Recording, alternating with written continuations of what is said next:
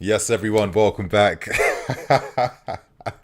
Yo, sorry for the impromptu delay, man. I had no idea that I was gonna have an emergency right now. There's no way in hell I could film holding on for that long too. Sorry, I just had to go. So I'm not gonna get into details about what I was doing, but I think you guys have all been there, and I'm sure you guys can relate. But yeah, man. Today, Brentford away from home. Can we make it another win on the bounce? Hopefully, this lineup's looking a bit mad. I guess it makes a lot of sense. A lot of guys came back from injuries. They're not like fully fit. Maresca can't afford for anyone to break down, not with the tough run of games we got for the last 4 games of the season. So I can understand why he's found himself in this position, to be honest with you. Whew, I don't know why I'm out of breath, but I was trying to be as quick as possible. It really took one out of me, not gonna lie. But yeah, you guys, let's go straight to this lineup. Let's make sense of what's going on here. Lineup today, oh, my lord, man, and Nkunku up front. I don't know how to feel about this one. To keep it real, you guys, I'm a little bit. I understand he's all we have. Let's not get it twisted. Obviously, it's a shame that Nico can't start, but I'd imagine that he'll be coming off the bench at some point. Same thing for Palmer and a few of these other guys. So at least we can say, if anything goes south in this game, we got some serious firepower we can turn to from the bench, right? But this is the starting lineup, and regardless of how we're feeling, if we rate the lineup or not, these guys got to perform. These guys got to step up. These guys have to be ready, yeah? They had many moments when they were playing consistently, when first team guys were out the team. Everyone that we have in the squad has to pull together. No matter what the lineup's saying, everyone has to pull together. Yeah? So today, please, Dewsbury Hall, Nkunku, Sancho, you know what I mean? You guys need to step up today, man. You guys have to do big things for us today. Dewsbury Hall, I want to see a big performance from him. I thought the win against Spurs was promising. He was putting in that work at least, so I can't fault him for that. But there's not been one performance this season where I've been like, yeah, he's really asserted himself. He looks confident in what he's doing. And he's really added to the team. Hopefully today he can get it right. Yeah, hopefully today he can step up for us in that midfield. I'm seeing what some of you guys are saying in the chat though. What the F is this lineup saying? Maresca's a joke, etc., etc. But try and see it from the manager's point of view. And pretend you're a manager for a second. A lot of guys have just come back from long injuries. Madueke, Nico Jackson, even Cole Palmer. He's been out. He didn't join up with the England national team. A few of these guys, your key guys, they're not available like that. You've just seen 2 other first team guys get hit, and Wesley Fofana, who's out with a hammy, end of the season stuff, and Lavia out as well. If you're Maresca, this is like an omen of like, I don't want to put the last remaining quality players I have in any dangerous positions where they break down again. So I think it's a pretty responsible lineup, even though from my fan point of view, I'm not excited for it. But I understand and accept the current maybe fitness limitations of the team at the moment. So I get it, we need to like vent a little bit. Obviously, tough test against a bogey team in Brentford. We all get that. But equally at the same time, man, I feel like we got to play the smart game. We have to play the smart game. And hopefully, when the game's over, we'll have those points secured. And we'll look at these lineups, and obviously all our thoughts and opinions will change up. You know what I mean? So all I can hope for is a big performances from these guys. Got some question marks, I guess, around how the inverted fullbacks are going to work. Obviously, Malo Gusto, I was a bit surprised that he'd be playing, but I guess Cucurella needs a bit of a rest. Probably makes a lot of sense. He can't be playing. They played 2 hours of football against Spurs, and in like 48, 72 hours later, another big game against Brentford quite early in the afternoon, not even like a later kickoff. So, listen, this lineup to me communicates that the medical team have been on to Maresca saying, a few of these guys, you got to manage their minutes. You got to manage their loads right now, because it could get a bit takey for you, Maresca, if you want to start taking risks with fitness at this crucial stage of the season. Listen, we got man on the bench we can turn to. Let's not forget that. We have strong bench options. Most of these guys are still going to be about. You know, we've got Jackson, Neto, Palmer, Kukurea, Achimpong, Cole. The heavy hitters are on the bench, and with how the game goes a lot of times, man, you have your first half lineups, you have your second half lineups. We have the depth that can hopefully turn things around. So the guys who are starting, they have to give these guys something to work with in the second half. It really is that simple. This first half lineup, they have to give the second half lineup something to work with, regardless of how we feel about them, regardless of if they're playing out of position. I'm at a point right now, you guys, where personally, this is just like the judgment day of the season. I'll keep it real. I'll probably moan at some of the football I see today, but don't get it twisted. Back in my mind, the results is all I'm caring about right now. I need CL football, yeah? I need Champions League football. The results is the only thing that really matters. This could be the deadest game of the season. If we win, that is what I'm realistically happy with. And at least with this team now, we are seeing that they can actually win games without having to play sexy tippy-tappy football. They're able to actually win by grinding results out, playing it safe, playing smart. And if you think about it, yeah, during that run of form when we was losing games, if we had just tapped into like 10% of this energy we've seen in the last few games, we wouldn't have conceded these late losses like we was doing for fun back then. So listen, man, I think we have to accept the context of the season. 8 games left. And personally, with how difficult these last 4 games are of the season, difficult. We got Liverpool, for God's sake. We got United's. We got Newcastle. We got Nottingham Forest. This is the make or break time. Make or break, yeah. The next few games against Brentford. I think against Ipswich. I think we have Fulham as well. Yeah, we have Fulham. We have like all London derby games. All London derby games. This is like one of the hardest ends to a season I've seen in a very long time at this football club. Yeah, one of the hardest ends to a season I've seen in a minute, to be honest with you guys. So all these games we've got now against Brentford, Ipswich, Fulham. Ideally, man, these are 3 points we're bagging. 3 points we're bagging up. Obviously, can't forget Everton as well. Because for those last 4 games, Liverpool, Newcastle, United, Forest, all these teams outside of United's. But again, they are like a bogey team. We just don't get results against consistently. All these teams have something to fight for. I can only pray that against, Liverpool. I can't even say Liverpool win the league before then. Nah. They still got something left to play for. So, honestly, you guys, this is where stuff gets very tense right now. So I can only pray April is a super month for us. And if that means we've got to rotate the team and be smart, so be it, man. Because we weren't doing that during the start of the season. And it makes you think, if we had tapped into that a little bit, if we had like maybe spared the load a bit, like kept a few more players a bit fresher by rotating here and there, when we should have done that at the start, things might have been different. So yeah, man, I've been like recontextualizing how the season's been shaping up and what's still left of this season. Right now, you guys, results is the only thing.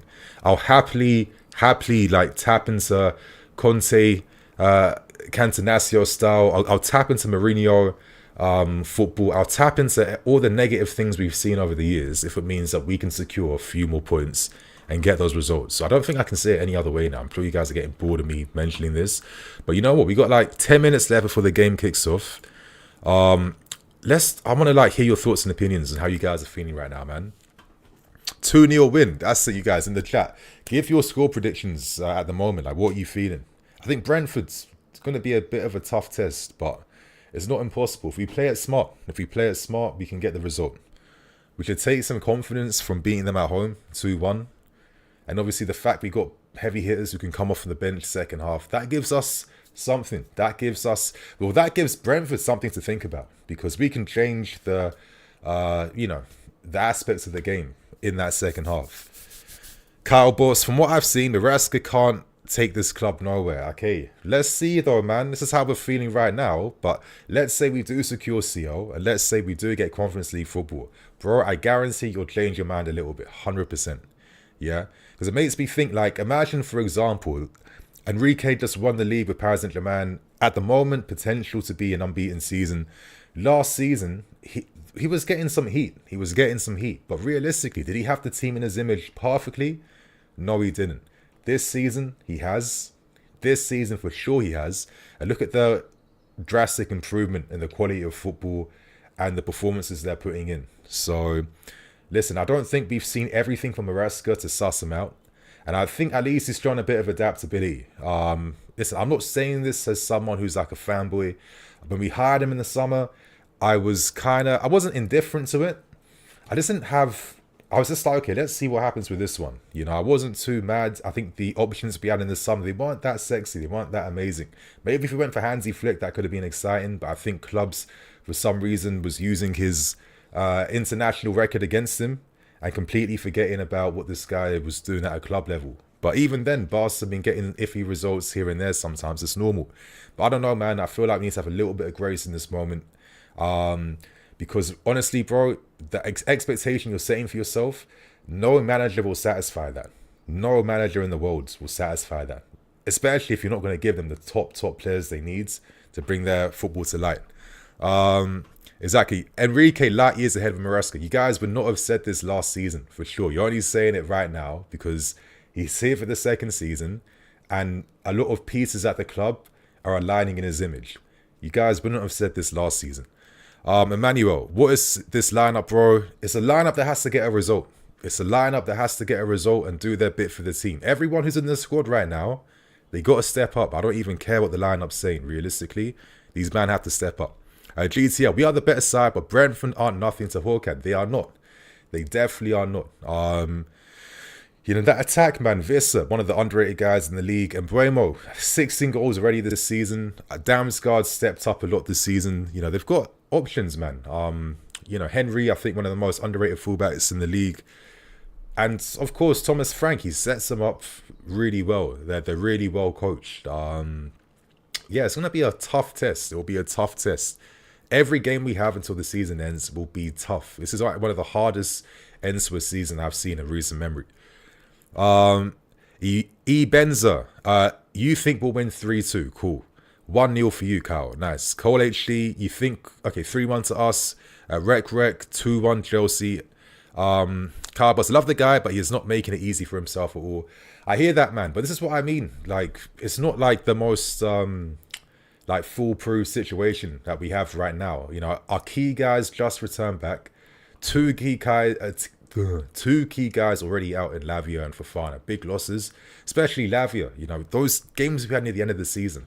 You want Lavia's presence in that midfield. Yeah, to add more bite. You know, to add more assurance alongside Caicedo, to give us a stronger option to help play out from the back. I think that's a big loss, to be fair with you, that Maresca's not been able to have Lavia consistently throughout the season. If it was about the season, I honestly think we might have got maybe 2 to 4 more points extra, just because of the tactical implications of bringing on or having someone like Lavia like in your team in these moments. So that's a big loss to not have him for big games. That's a shame. But I don't know, man. We've got to see what you can do with what we have right now. And just, again, I don't care how we play. Just, I want the results, bro. That's all I care about now. Ade, very good. Chelsea is winning. Okay, so you guys are feeling optimistic then. Map channel 2-1. I'm not seeing any draws. I'm not seeing any losses from you guys. You're feeling the optimism that we can run something. Okay. Moetzi, how you doing, man? Will we ever see a squad built in Maresca's vision? Are we still stuck in a cycle of buying and flipping? You know what? A part of me feels like, you know, in percentages, I'm kind of like 60-65% in favor of Maresca slowly getting a squad in his image. I think what will complete that is getting a striker. I think getting like another, you know, getting wingers now. This season, he's worked with having these these like half space merchants, these pocket merchants, these between the lines merchants that he doesn't really need outside of Cole Palmer. And even then, you know, his vision can't properly come to life. I think from seeing what he was doing at Leicester and just what he was doing at the City Academy, there's always been a focus on having wingers. And I think when you want to win things, every successful team has had a squad fully in alignment for the manager. I've not really seen a team, maybe outside of, like when we won the Champions League, actually under Tuchel, where, listen, he only had to work for half a season, and that was enough to bag the results. But over a course of a season, you know, you're losing points here and there because maybe you're forced to use a type of player that you have to fit into your ideas who don't necessarily complement that fully. You know what I mean? So I feel like with what we're hearing in the market in terms of going for wingers now, no more like 10/8/9/10 divided by 2 times 3. None of these types of players in the team anymore. A striker, clearly a Sugo's been signed. You know, we need like another, partner in crime for Caicedo. And I think defense will get sorted and potentially a goalkeeper as well. Maybe Petrovic, who's been excelling for Strasbourg. Hopefully he comes back and rightfully takes position from Robert Sanchez. So already that will be big improvements. Having a consistent threat from the left wing that can actually come in with goals, take their man on consistently, that can add a lot in terms of the dimension in which we play with. Having another striker to properly compete with Nico, who isn't in the same mold, who can actually score with his heads, that has power. They can maybe do things Nico can't do, like half chance efforts outside the box and little things like that. That can be a big help for us. Having more consistency in midfield where we can kind of spread the minutes out, that will be a big help. Having a defense that, isn't like getting injuries all the time, that can help.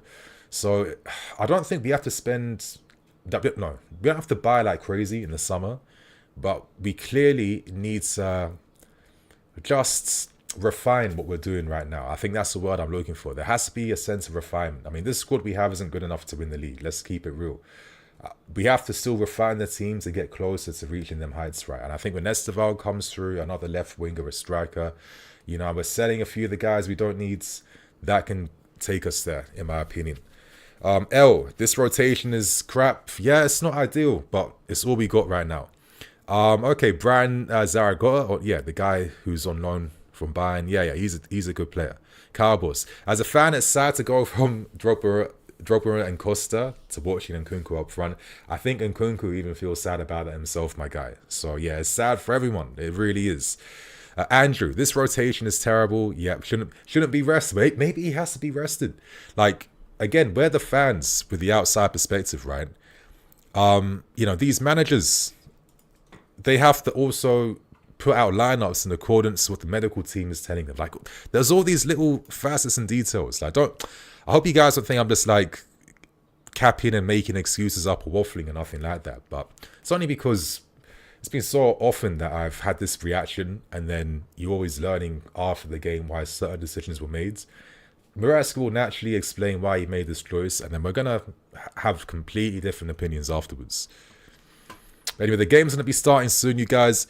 I'm going to post you guys my Twitter link so you guys can find the best links for yourself, basically. So in the chat right now, this will take you to my Twitter link that will have like bare people have dropped links to watch this game today. So I definitely have you guys. We're getting ready now for kickoff in the next 1 minute. I'm just waiting for my thing to just load up right now. Oh, I hate this stuff sometimes, bro. Right, might have to do laptop time, It must be something in my browser where no matter what streaming site it is, there's just consistently like this delay and lag. So thank God I've got many devices. Yeah, I have to watch the game on the laptop basically. All right, come on, mate, come on.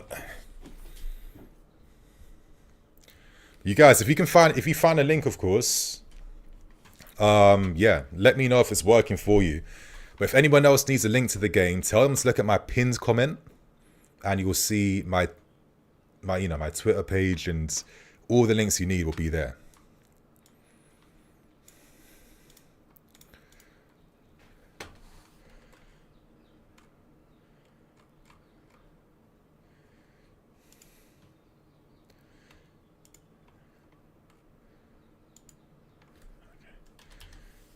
Okay.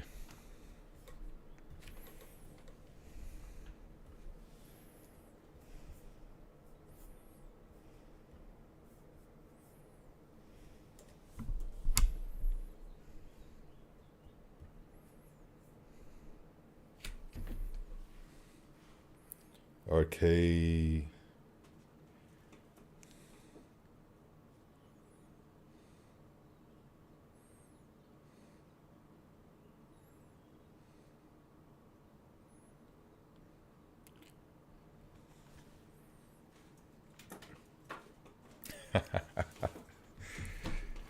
Back to the stress again.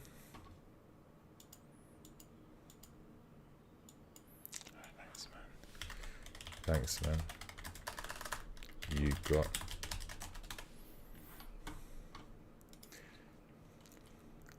Okay.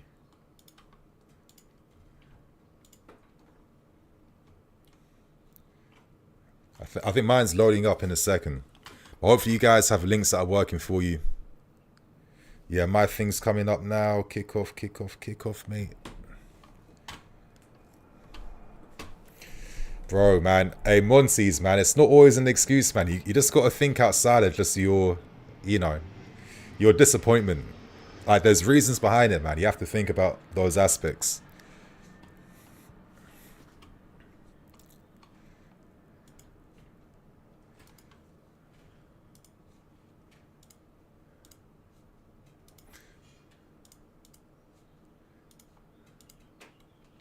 Yes, my thing's on. Let's flipping go. Oh, sugar. Okay, the first minute, obviously, apologies for that, you guys. You know how long it gets sometimes. Reece James, super delivery. Oh, what a delivery from Reece James. And Kunku peels off to the far post right then. Like, he just wasn't in the right body position to properly connect with that cross. But that was a nice, you know, like De Bruyne-esque type of cross then from Reece James.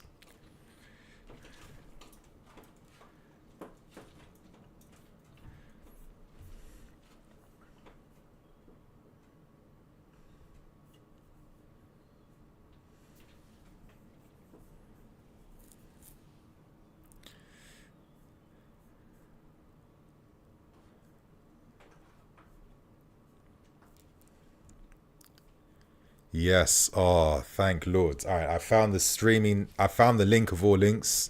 I'm going to have to hook you guys up with it. This link is, yeah, superb.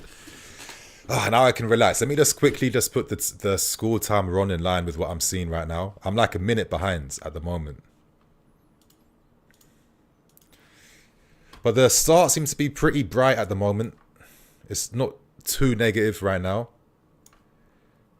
All right, 2, 1... Alright, boom. So it looks like we're looking to press high. So I'm curious to see how Nkunku's going to maintain his defensive responsibility.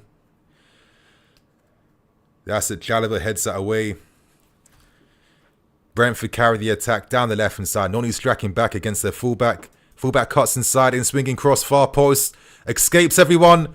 Oh, shit. And they hit the flipping post. And Bremo, man. Got to watch out for this guy. Visser and Bremo.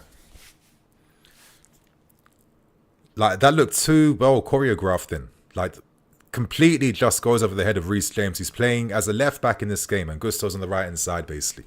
Okay, I feel like that could be the way Reece is used. Visser kind of hits the post, side netting. He can't really stretch his left leg, like, properly to be able to connect then. Robert Sanchez, not enough flipping power. Sanchez, man, terrible pass from Sanchez out from deep. Oh, shit, okay, he's there to collect the cross then.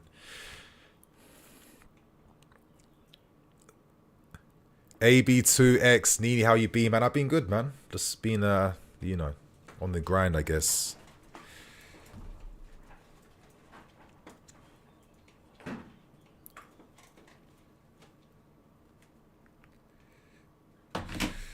Okay, I'm just curious to see how we're going to get this result today. I feel like this game already from the first 3 minutes, it's looking like it could be a tense one, to be honest with you.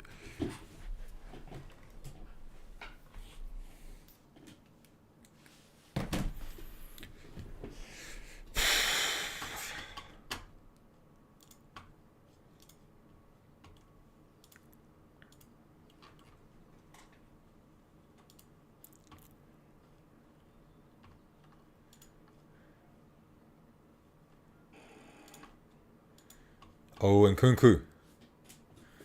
Okay, Sancho on the left hand side. He brings it back. Trying to find the space for a cross. Keeps the ball, plays it back to Reece James.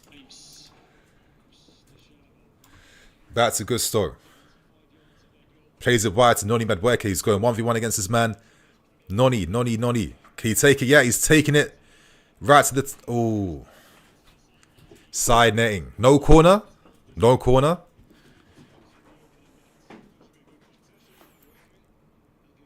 Is that Hickey? I think the guy's name is. No, Lewis Potter. That should be an interesting one. He's been alright this season for Brentford, Lewis Potter.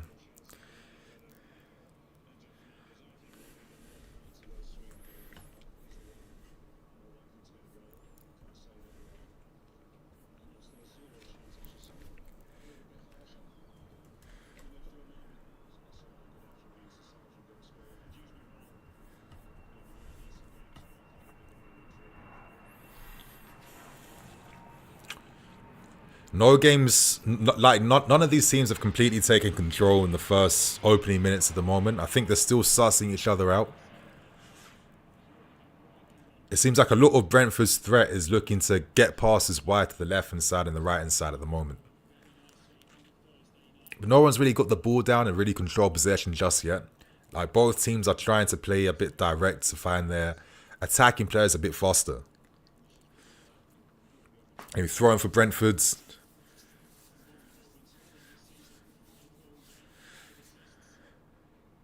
Okay, so in terms of the press, Enzo's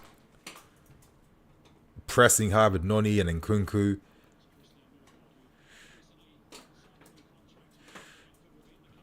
Oh, well intercepted easily by Moises Caicedo. So it looks like a mixture of like a man marking press and a zonal press at the same time.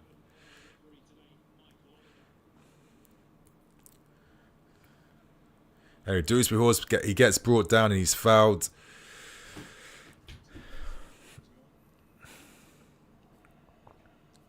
Gusto's inverted, receives. Back to Chalobah. Plays it back to Tosin. Reece James on the left side. Switches that ball. Really fizzes that ball out to find Noni Madueke then, who keeps the ball in, prevents it from going out for a corner. Enzo now spreads to the right hand side to receive the pass from Noni. Back inside to Chalobah. So the defensive line is right in Brentford's half now. We're trying to just like bait Brentford's press onto us, but they're not really looking to press the ball too aggressively just yet. I think when the ball goes wide, that's when Brentford actually pick up the intensity to try and press us and close us down.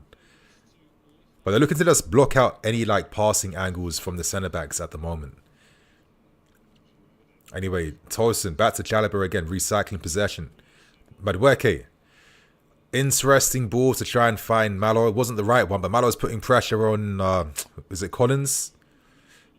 Chalobah reads that. Okay, so we're keeping the ball a little bit now these last 2 minutes. Reece James to the feet of Moises. Takes out his feet very well.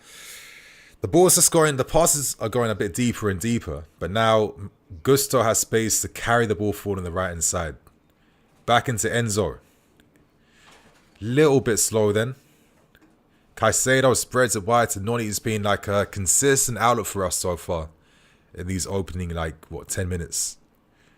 Oh, nah, it wasn't the right pass. I mean, I can see why Enzo tried it, but yeah, that wasn't the right time to try and force that moment then.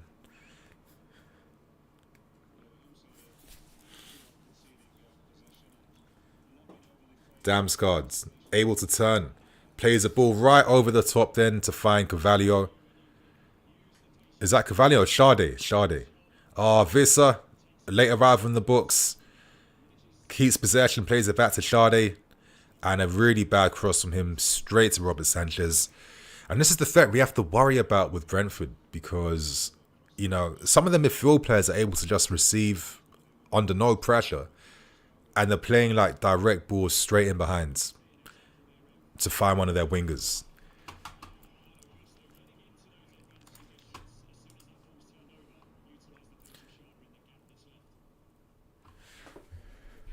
Let me try this pattern this quick.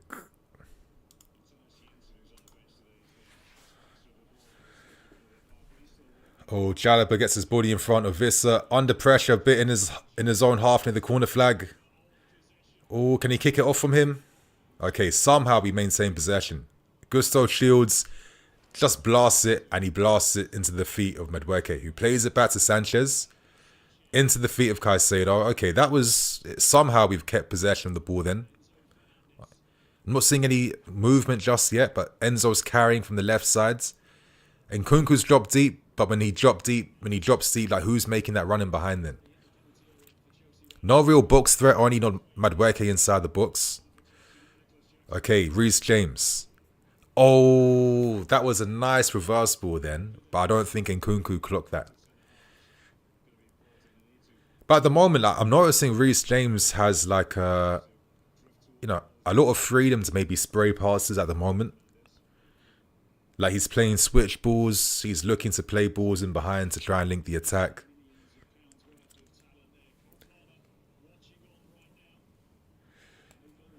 Like I'm saying, you guys, I'm just praying that there's enough in this first half lineup to give the second half lineup something to work with, to be honest with you.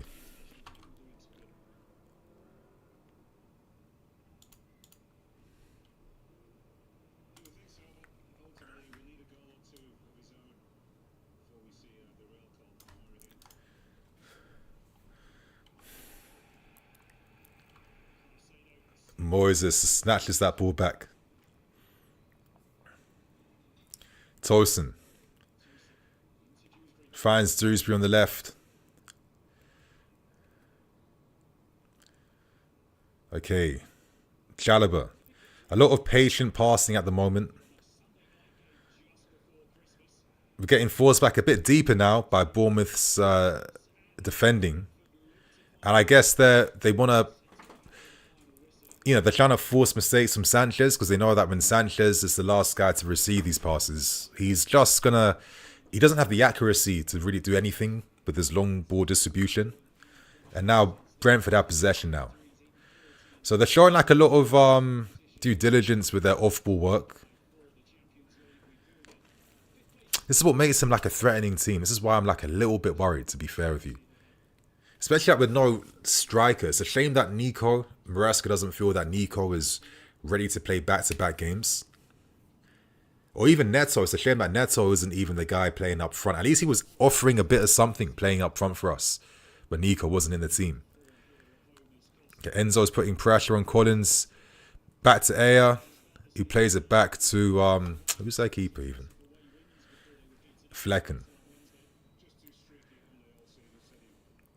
Enzo's putting pressure on Jensen. Okay. Back to their keeper. Hits it long. Do we win that? Do we win that? Yes, Moises is there. He heads it to the left side. Come on, Nkunku. Good header, Nkunku. Great header, Nkunku. Dewsbury Hall. Releases Sancho on the left-hand side. Sancho, come inside and take a shot, my guy. It wasn't on target, but I need to see that energy. I need to see more of that. Anyway, Potter now receives a deflection from Sancho's shot. He's on the left-hand side. Damsgaard, see? Look at that pass then. Great defending from Malo. He just kind of intercepts that ball in from behind with his heads. But Damsgaard, I've noticed on like 2 or 3 occasions, when he's receiving, he's receiving in really good areas. No one's onto him. And he has time to just like, receive from behind and then turn forwards. And then he's trying to attempt these passes out wide and behind to find their wingers. I feel like that's been the most consistent weapon I've seen from Brentford so far. So we need to be, a little bit wary. Visser.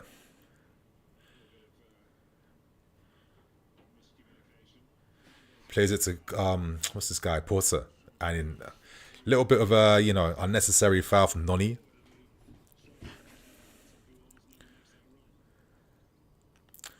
Like sometimes when I watch our possession play like this, I wish we had a few players that can just inject a bit more pace into the game. I always feel like there are moments for someone to, beat the press a bit better. No, not even beat the press, but just, get past a man and then carry it into space. I wish we had we demonstrated a bit more dribbling sometimes. Like when we were winning a lot of our games at the start of the season, we had some of the highest dribbling stats in the league during that time for a reason. And that's how we were kind of you know, creating a bit of havoc in the opposition's defense. That's how we were kind of creating spaces for ourselves too. I feel like we're just more, oh shit, anyway. Caicedo, right time, right position, which has been the story of the season. Like, he just like, he knows exactly the right areas to be in to just, you know, kill the danger. Well defended by him, because if that evaded him, that was going straight to Vissa, and I don't even want to imagine what happens next. Anyway, corner now for Brentford. Again, very strong aerial team. Look how big Collins is compared to Reece. Look, Reece is trying to just...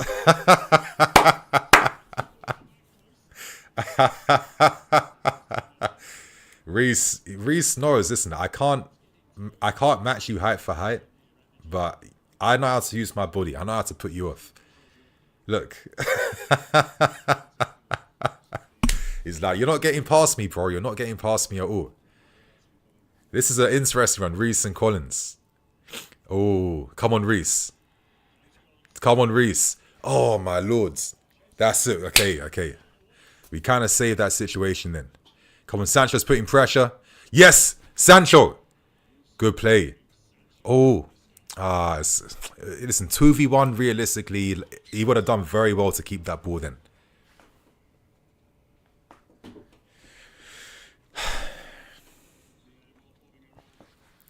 Exactly. Andrew Hayes, Carney. I mean, again, if there's just like maybe one puzzling decision this season, I don't know why Maresca wrote off Chukwuemeka. I just feel like he would have been a great understudy for Enzo, and he's like the only midfield player we have that can actually carry the ball properly. Like, how often does Maresca want the midfield players to go wide, for example? You know what I mean? Why would he not be utilising Carney with his footwork? He revels in playing in those types of areas, right? I would love to know why he wrote him off so early. It really baffles me, to be honest. I think he should have been getting a few more minutes. I know he scored for Dortmund over the weekends, but when I see games like this, I think Carney offers us something. Yes, Dewsbury putting in some good work. No, that's Enzo. I'm getting these guys mixed up. Anyway, Gusto is onto it. Back in... shit. Noni wasn't ready to receive that from behind then. Yes, Reece James intercepts that pass that was headed straight to Mbeumo, and Dewsbury Hall maintains possession. And, okay, Brentford now, pressing a bit, but Tolson's there to cover the danger, plays it back to Robert Sanchez. Jalaba spreads wide to the right side, and now he's carrying it forward, carry it forward. And he attempts to try and play a ball over the top to isolate Noni against Potters, but yeah. De Bruyne makes that type of pass look so easy, right? Like, you're on the run, and you're able to play these balls with, like, you know, 99.9% precision. It's it's a world-class skill, to be honest with you.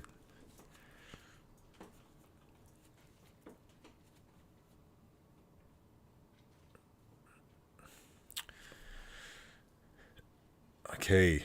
Yes, Dewsbury Hall. So, I mean, Dewsbury's been winning a few tackles, to be fair, in Bournemouth, in Brentford's half. Hopefully, you know, this is the type of game where, in my review, I can be praising Dewsbury for finally playing like his best game of the season. Yeah, the Conference League stuff is cool, but at the same time, man, it's the Conference League. And deep the fact that we got a quarter-final coming up against Legia Warsaw, I mean, come on. Like, it's not much competition. Let's keep it real. That's it. So we've kind of been able to limit Brentford pushing up their fullbacks as much as they'd like to, which has been like a good part of our defensive game plan at the moment. I've noticed that on a few occasions, they've been trying to find a fullback higher up the field, but we've been intercepting that pass quite well.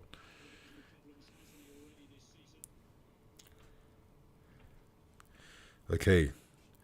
Throw in now for Brentford's. Potter takes this long throw and well intercepted and headed by Trevor Jalapa, but very tight against Vissa.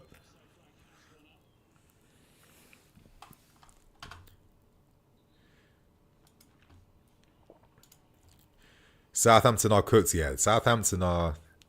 I mean, my theory's always been that I think the gap between, the level in the Premier League compared to the Championship is just too vast. But realistically, if you're a team like Southampton, you got to really target how often you can get promoted in 5 years, right? I think you accept that you're going to get relegated in the Premier League because the football you need to play to get promoted from the Championship isn't good enough to maintain your position in the Premier League. Unless these teams can switch up where they decide, you know what, okay, we've played our passing stuff to get out of here, introduce some young blood, blah, blah, blah. But in the summer window, we're going to sign a different type of player that has more Prem experience, more defensive experience. Oh, Visser, man. Visser with these little late arrivals, he's just popping up from nowhere. This is like one of the good things behind Brentford's counter-attacks. They're quite precise in terms of how they're able to find their guys. But look, Charlie was finally releasing behind. Chalobah wasn't able to get there.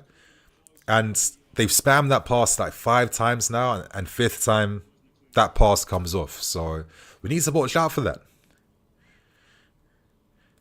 At the moment, we're not really doing too much, man. You know, the possession's being kept, but there's no real penetration. If you're Brentford, you feel like, you know what, I'm more than content with how things are shaping up at the moment. I'm happy with this. Chelsea are kind of doing a lot of the defending for us, as there's not enough penetration with their passes. Anyway, Gusto attempting some mad pass to find Jadon Sancho, which easily gets intercepted.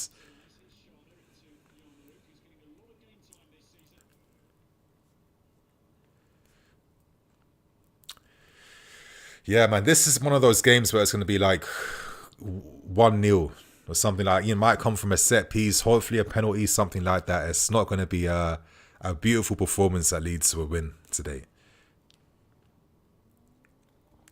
See, look, another quick ball in behind then. Now it's forced Sancho to go 1v1, but a terrible first time ball then. And it was offside too. Okay, that was offside. Okay, play Sancho. Little pace injection then, finds Enzo on the right, who releases it to Noni. Come on, Noni, get past your man, my guy. Get past your man, my guy. Can he come inside? 1-2. 1-2. Ah, okay. The ball finds itself back to Madueke. Calls for a handball, which is absolute nonsense. But again, it's got to play the pass like 20 yards behind. I wish sometimes the fullback was overlapping or a little bit closer. And now it's going back to this U-shaped passing football where we just play it from side to sides, but it just feels very slow.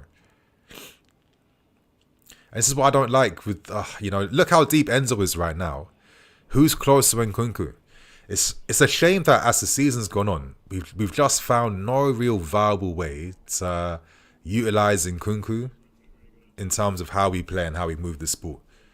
Like, no one's close to him, to Nkunku to feet. Luckily, we keep possession, even though Nkunku couldn't keep that. Enzo now is drifted to the right sides. Into the feet of Christo is dropped deep now. To Moises. Moises to Jadon Sancho. Can he come inside? Dewsbury Hall. It's like that bait. Like, it's that bait passing we always do. You know, Dewsbury makes the underlapping run. Sancho finds him in the reverse pull him behind. And by the time you play the cross, like, yeah, it's blocked. Anyway, Gusto. Oh, great pass, Gusto, but Sancho and Nkunku just wasn't ready to receive that, man. Flipping hell. But anyway, we're keeping possession now. You know, Bournemouth maybe feeling a little... Brentford feeling a little bit tired maybe in terms of all the running they're doing. Is it a moment for us now to try and capitalise on that? Dewsbury Hall now spread to the left-hand side. Bit of a 1-2 going on. Not effective. No 1-2. Dewsbury plays it back to Christo. Moises back all the way back to Tosa now. Back to Chalobah. Come on, man. Come on, you guys. Noni. Okay, Gusto. Nah, man. It's not good enough. It's not good enough. Yeah, it's not the most inspiring stuff, you guys, at the moment. It most definitely is not the most inspiring football. It's just annoying. I mean, that's from my own, like, enjoyment point of view. It's just annoying just seeing the lack of real quality penetration from out wides. Like, when I look at those great Man City teams, they'd have like a fullback inverting, making a run. There'd be like a De Bruyne close to the winger, releasing XYZ. There'd be the winger hugging the touchline, and those rotations would cause so much havoc. We don't really see those rotations play to the same quality, like consistently. I mean, listen, we got the winner against Spurs. It came from a quality piece of rotational play between Cucurella, Sancho, Cole Palmer. But it's just not like a consistent aspects in terms of, how we play sometimes. Like, I'm seeing Noni when he gets the ball. You know what I mean? Even if you get past your first man, what are you really doing realistically? Like, where's the possibility for him to even, like, come inside to take a shot off? It doesn't really exist because there's no one that's supporting him down that right-hand side.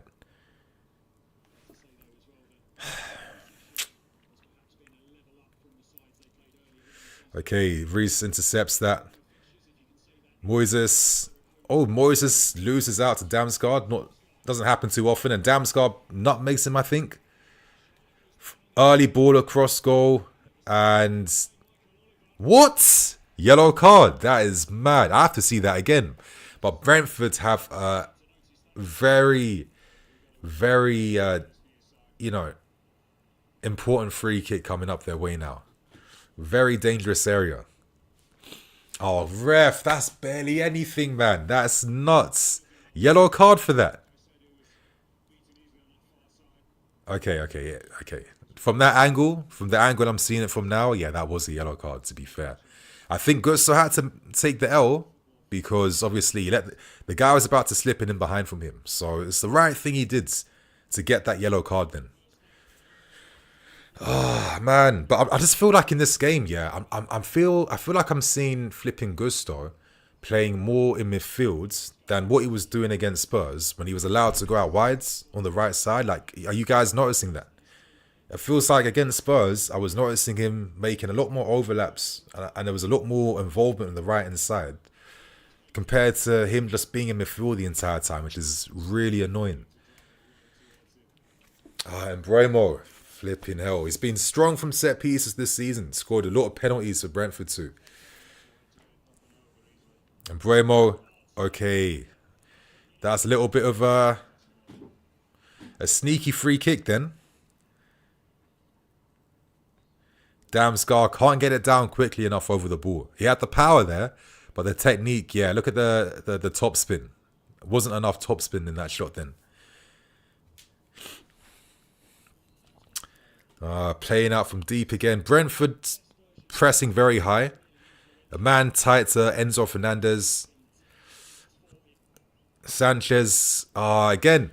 But when Nico Jackson's up front, fuck me. Oh my God, he messed up. Oh, thank you. You know what? Before we stick it on Robert Sanchez, which I listen, I would love to do that right now. I feel like Nkunku is just not being flipping alert enough to get in front of his man. Yeah, this is like the frustrating thing when you don't have like a natural striker as a number 2. Because if that was Nicholas Jackson, yeah, imagine the passes that Sanchez has attempted twice now. If Nico is playing in the team, he holds the ball off the defender and he gives us another outlet to play with. Like against Spurs, Sanchez was playing that pass all the time, finding Nicholas Jackson. And then Nkunku is not alert. He is not waking up enough right now. You're not waking up, Christo. Yeah? You're not waking up. By the time you're running deep, yeah, you're not there quickly enough. So I'm not even sticking it on Sanchez for that. I'll be honest with you guys. Anyway, Sancho, nice play from Sancho. Isolated, gets past his man again. Wins the free kick. Oh, doesn't even win the free kick. But don't foul him. Okay, at least we keep the ball in Brentford's half. But that's the frustrating thing, you guys. Not having another striker that can deputise. That it limits what we can do in terms of the build-up then. It really limits what we can do. The pass was right by Sanchez. And Nkunku, man, wake the hell up.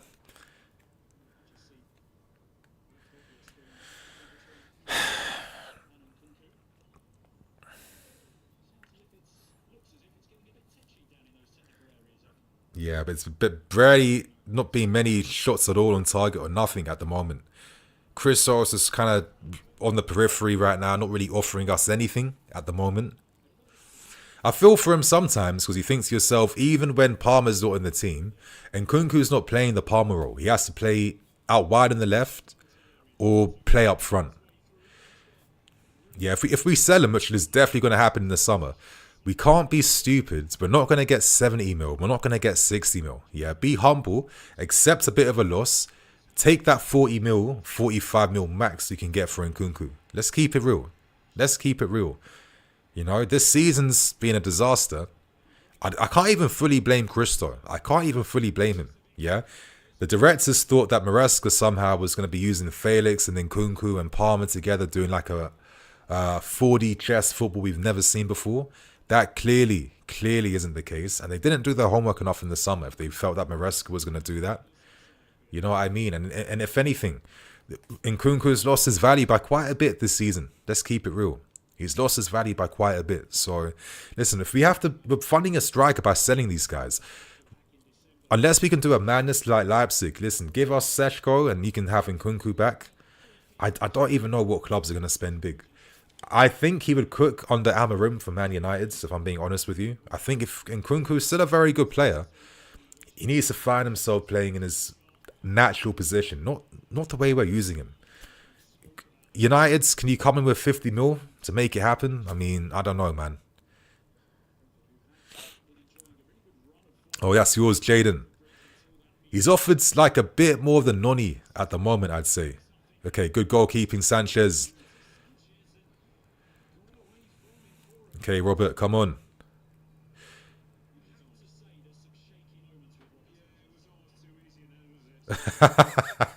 Sanchez, man. Even like when he has it under control there. The moments, bro, they're always there with this guy. Chalobah. Sanchez just has to kick it anywhere because who's going to win that realistically? Valiant attempt from Enzo, but I mean, come on, man. He's not going to win that ball. Oh, my Lord. The luck. And Brom's going to take the shot off. No! Oh, thank God he went for the near post and not the far post. Thank God he went for the near post then and not the far post. Reece James thought he had it under control, but it just bounced in the direction of Mbeumo. Oh, my lords. Yeah. Nah, the near post shot, thank God he went for that, man. I thought that the far post was going to be where he hits it. I don't know why he didn't attempt that, but hey, I'm not complaining right now. But at the moment, I'm seeing a little bit more threat from Brentford's compared to what we're showing with our offensive plan. Like, we just don't look like a team without a striker. It's nuts. This is why, you know, next season, the striker is like the most key position to get tied down instantly, yeah? To get tied down instantly. Because this kind of limits the system. When you're using Nkunku up front, bro, it limits like our options in terms of build-up, how we attack, how we do a lot of things.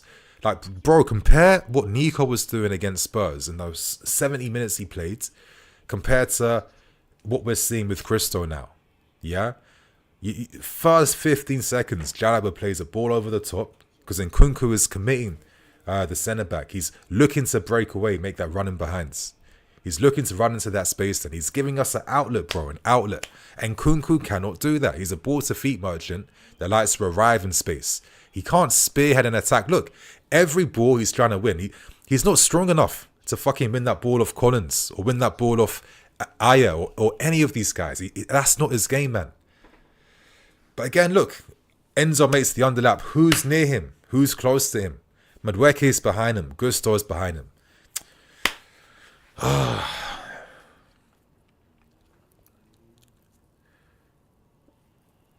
So, bro, the only best case scenario right now, 0-0, first half, Palmer, Nico come on straight away second half, and then we play a different game. That's the only way we're getting a result today. This first half lineup ain't doing nothing. All they can do is keep it 0-0 before the second half starts. That's all they have to do, yeah? That's all they have to do, you guys. Keep it 0-0. Can you do that for the next, 15 minutes? Please. That's all you have to do. Nothing else, yeah? Anyway, Noni, can he come inside? Finally, Gusto overlaps. Noni, shot's not perfect, but again, Nkunku made a good run then, not going to lie. This is the story of Nkunku, though. Like, I can see why the teammates won't play it. Look at this run from Nkunku here. If Madueke had just slipped it in behind, then there's a shot on goal for Christo. But this just sums up how Christo is just not suited to what we're doing right now. Like, not only does he not offer us anything, because he can't, but his teammates don't know how to play with him. And it's just like, it becomes even more redundant, which is a shame, because I really like him. Oh my god, Reece James having a few issues against Mbromo. I think like defending from the left-hand side isn't the easiest thing to do. It's not the easiest thing for Reece. It feels like we could be seeing Cucurella, Nico, and Palmer just coming on second half, man. I think that's, if we have any hopes to try to win this game, it comes from these three guys. Oh, Noni! Can he get there? Nah, I thought so. Come on, put some pressure on him, Dewsbury. Put some pressure on him. I played through it too easy, man. Fuck's sake. I am behind. Reece. I swear, low-key, Reece is finding it very tough defending down that left-hand side against Mbromo. Finding it very tough right now, man. But it looks like he won that ball then. That was a good tackle. I'll take it back. It's making me feel a bit nervous. I'll keep it real. But he did win that tackle against Mbromo. But again, bro, when does he ever play down the left-hand side? That's not really his role, is it? Anyway, set piece now. Time to get a bit nervous. All the giants from Brentford are stepping up. Okay, Caicedo's on Norgards. Collins is hovering, trying to apply pressure in that 6-yard box. Reece is on him again. Noni on Van der Berg. I'm seeing Sharda unmarked. Reece. Careful, my guy. Oh, good save, Sanchez. A little decoy then from Brentford. I thought they'd be hitting that in the 6-yard box. Instead, Damsgaard just goes sim of that late header then.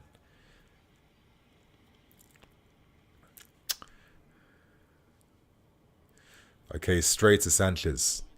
Come on, you guys. 10 more minutes to keep this at 0-0. Please. 10 more minutes to keep this at 0-0. Gusto receives centrally yet again. Into the feet of Moises. Where's the movement? Where's anyone? Oh, my lord, bro. So slow.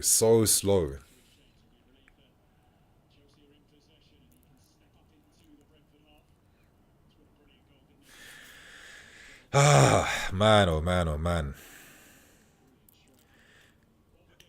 Like, Nkunku should be playing where Dewsbury Hall is playing, you know?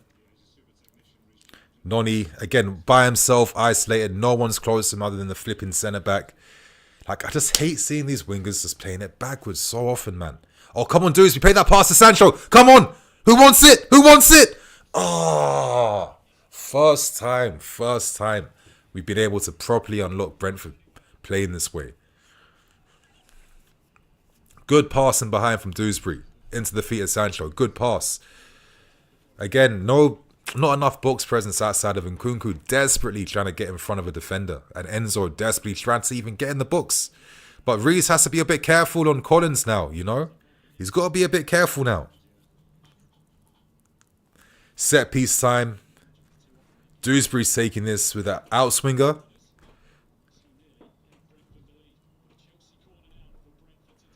Dewsbury. It's a deep one. Infringement. Had me dreaming, man.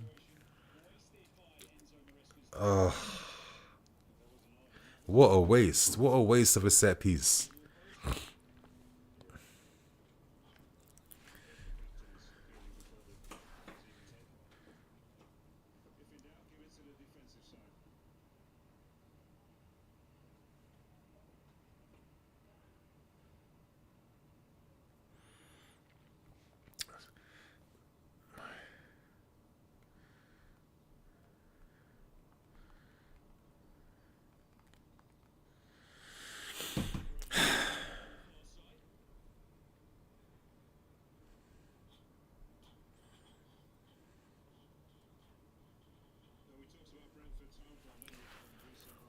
Come on, you guys. What, less than 10 minutes to keep this at 0-0. I'm keeping these ambitions very, very small for this first half, yeah? Sanchez tries to hit that to someone upfield. Mistake somehow. And Nkunku just...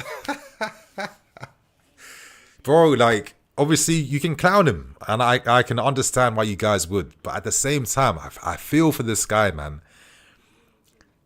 Like, it's only at this football club will we sign a player and get him to play against his best qualities. That as Chelsea fans, like, we've seen this happen a million times to guys. You sign them for a particular reason, only to have no reason for them. Yeah, nah, it's painful to watch, man. You know, it's like we know how to make good players look like mugs, to be honest with you. Okay, Sancho, interesting ball, spreads that to Chalobah. Does it make much of a difference in terms of how we play through them? Okay, Noni this time finds himself central for once. Just a bit of a rotation then. Caicedo into the feet of Dewsbury's touch is dead. Took him all the way back. Oh, terrible touch from Dewsbury. Enzo spreads wide. Who's making that run? Who? Too late. By the time someone gets there, it's too late. Anyway, oh, okay. I take that back. Nah, I don't take it back, man. I don't take it back at all. Is that a free kick for us, yeah? Ay, man. David, Maresca's the problem. Hey, maybe.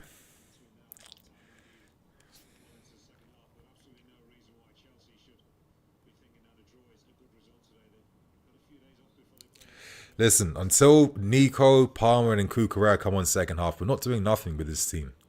It's actually impossible. I think it's quite obvious we can see it's pretty much impossible. I think it'll be like a big contrast, you know, first half, second half performance. And hopefully the switch up with the big guys coming on, that's going to maybe spin Brentford a bit.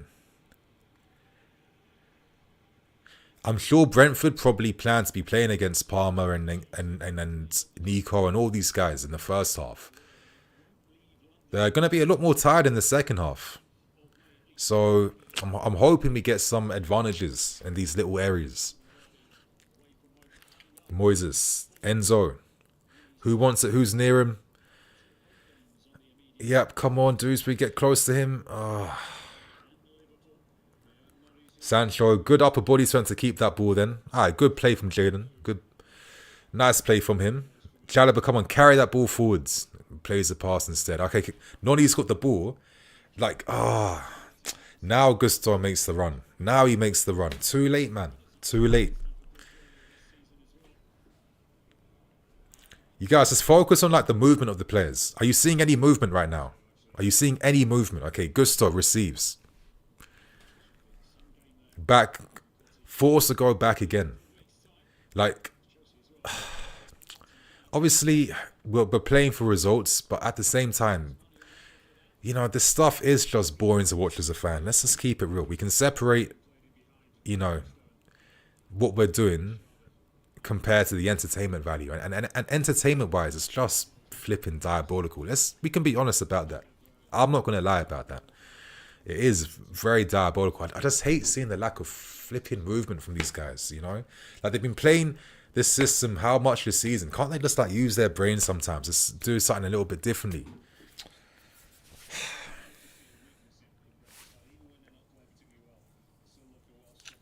But listen, clean sheet at the moment, 0-0. Maybe that's what Maresca's thinking right now. Yep, that's it. Enzo. Can we get one just like cheap breakaway now? Oh, come on, man. Take...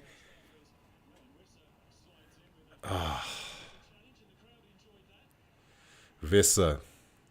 See, we deserve that then. Playing too slow. Playing absolutely too slow then. Yes, Moises. Not able to get the Visser. Coming inside. Spreads it now. To that right hand side. Quick ball all the way to Mbeumo. The touch is terrible from Mbeumo.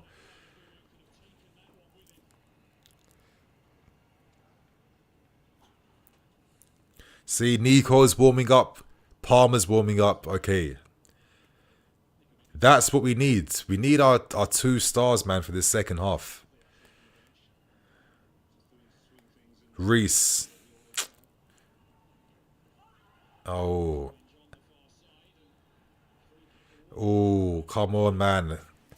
Silly area to give a free kick away now.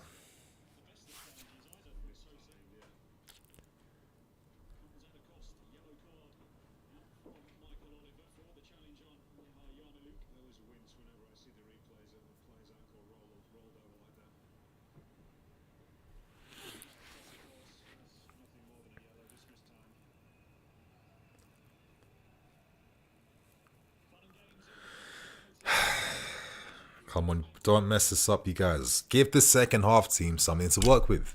Keep this at 0-0. Keep this at 0-0. Keep this at 0-0.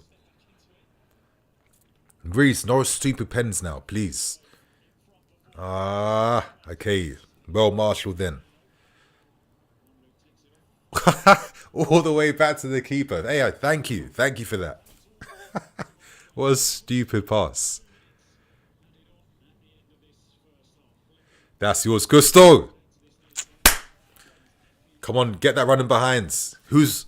Bro, no one's there. No one's there. That's it. Good defending, Torsen. Out of play. Just waste a bit of time now, you guys. Waste a little bit of time. Slow it down now. We're not going to create any more attacks. We're not going to do anything in this first half. Let's keep it real.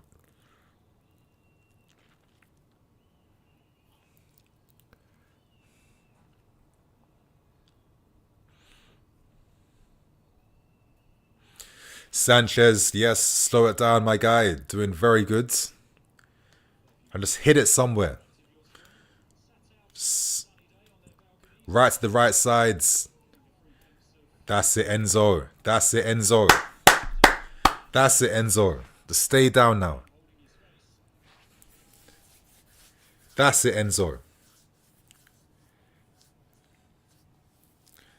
Yeah, I know I might sound like a prick right now, you guys, but like honestly, yeah, I know what's happening with this game. I know where it's headed. I'm not here for the small wins right now. As long as we get a result and we get Champions League football this season, that's all I care about. Then focus on next season. Focus on the Club World Cup. Right now, I've accepted we're not going to be playing beautifully to get to where we need to get to. Like, it's not going to happen. Like, can we just play smart, play tactical, and just take our moments when it comes? That's all we got in us right now, man. Reece James. Are you going to play the pass maybe to... Is that Sancho on the right side? Okay, he attempts it. Oh, Tosin! Oh my God, Tosin, my guy! Oh, the flag was up. Okay, fair enough. Fair enough. But again, I don't know what he was thinking.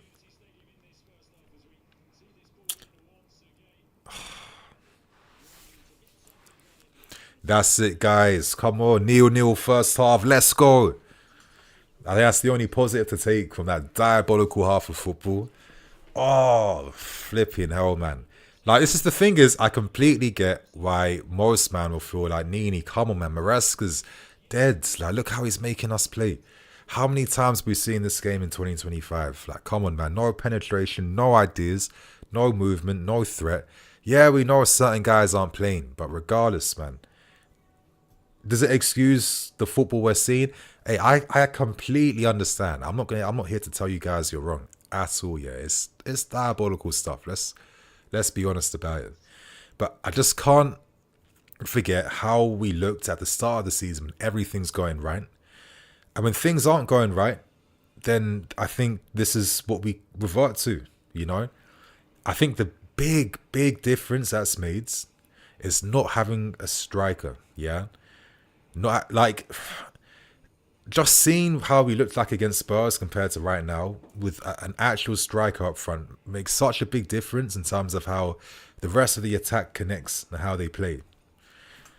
I still don't think it's perfect. Let's not get it twisted. I would love to see a bit more fluidity. I want to see a bit more rotations. You know, I want to see if one guy's going inside, I want the other guy to go outside. I want to see that bit more sharpness. But I accept that maybe that's something that can get built from the second season going forwards. Probably not this season. You know, I want to see a bit more like interesting passing patterns and moves. I feel like right now we're hella predictable with how we unlock teams, very predictable, and we'll get sussed out next season if we don't add a bit more like spice to our passing play and build up. We're gonna get sussed out and beat ourselves. But I just can't, you know, forget that without a striker and without certain other players in the team, we can't fully operate to our full potential. But we've seen glimpses of what the full potential looks like when things are actually working in our favour. So I don't think we can completely ignore that. And that's the only reason why I haven't completely given up on Maresca. Because I accept the fact from the moment this guy was saying he wasn't signed to secure Champions League football and how he just switched up out from nowhere saying, no, Champions League is important. That told me immediately that this guy is under pressure to get CL football if he wants to stay here for next season, because we'll sack this guy. That there'll be clauses in his contract that protects us from paying him the full amount of money. He knows that. So now he's gone back to this like safety first, results-based football where it's like, listen, I don't care if we don't play good as long as we get the results. That's all I care about. And I think that's why we're seeing these types of games, man. So the first half, absolutely diabolical. Second half will be completely different once Palmer, I think for sure Cucurella, and I might actually take off Reece James to play Cucurella there, or Gusto. But that left side desperately needs Cucurella, 100%. And this game 1,000,000% needs a Nico Jackson. Those three guys, Cucurella, Palmer, and Nico, will add a different injection of quality, pace, imagination, and directness. Most importantly, directness that is non-existent in this team right now. I see the struggles, and when we try to do anything centrally, we don't have the striker that can hold the ball up against defenses or commit guys in behind. And Nkunku, we're basically playing, you guys, we have to keep it real. We're playing with 10 men with Nkunku in this team, in the role he's being used in. When you're at such a disadvantage like that, yeah, like come on, that's going to limit what you're doing to create opportunities. My lord, man. But let me just go half time. Let me answer some of your questions right now, you guys. How are you feeling about this game? Do you still think we can get a result, or do you think we're kind of messing things up now? Ayo, no direction FC. Elliot, and Nkunku's playing like he's in Saudi. I can't even disrespect the Saudi league, man. This isn't even Saudi league football that he's playing. Without the mask, you hate Chelsea fans. Yep, timer. Busy, he's got Nkunku for a striker. Times like this, I miss Mark Yu. Yeah, I mean, he wasn't ready to be the number 2. Let's keep it real. But the fact that we can't even turn towards him and we actually needed a striker, yeah, that hurts. And Nkunku stinking it up. Yep, Stuart, the first half was a howler. Much love from Kenya. Respect, bro. Ryan, exactly. How do we have wedding call instead of Gallagher? That's what I mean. There was a few L's made in the summer window. You know, all these 8/10 times 2 plus 9 type of guys that just don't do nothing in terms of how we play.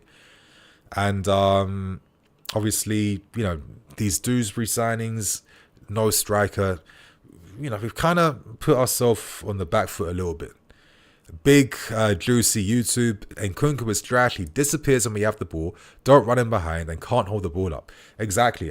But this is the thing. Like, he shouldn't be doing any of these things realistically. Like, his game is the opposite of everything that's annoying us right now. That's just the reality. And it's a mad one, but that's the reality somehow. And Maresca, even when maybe there are opportunities to play Nkunku in the Dewsbury role or Enzo role, he just won't ever do that. So I'm not going to lie, he's stinking it up. But I feel for him. I feel for Nkunku. He should not be playing the way he's playing. I'm sorry. That's just the reality. He should not be playing this way. Papa.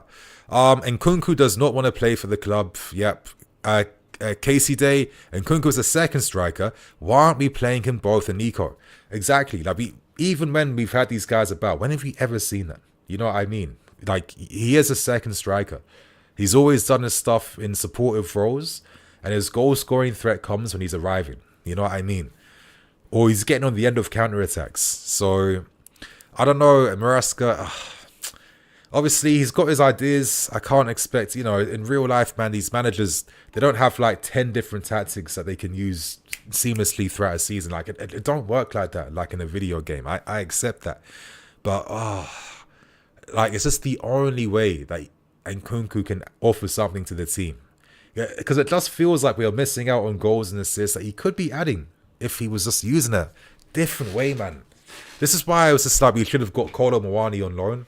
I don't know why we let him go to Juve. He would have been great for us. Like, short-term guy to turn towards who offers the same stuff Nico does that you don't have to buy at the end of the season. I mean, it was a no-brainer, to be honest with you.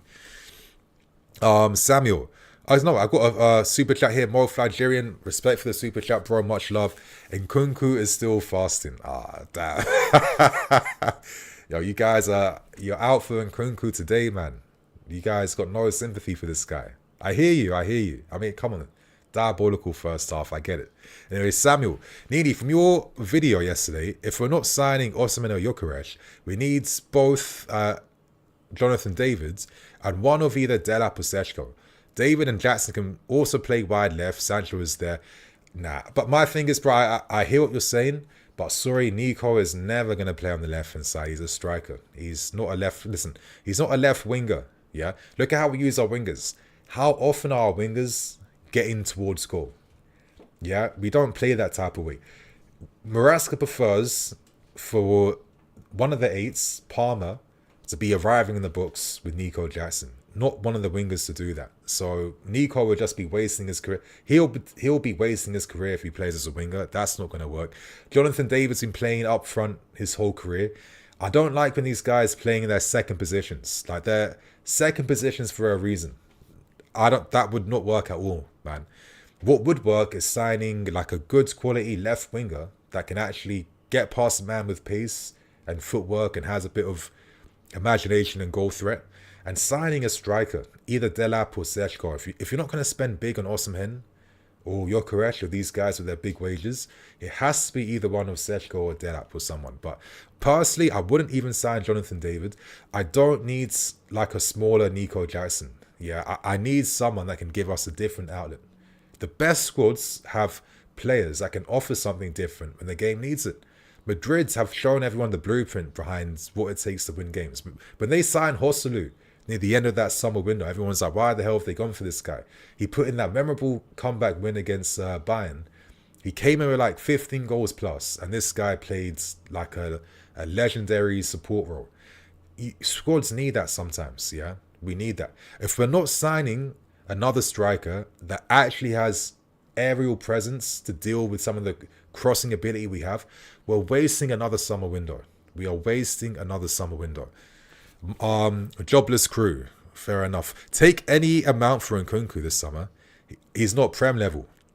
Sonny, why Maresca bench Jackson for Nkunku?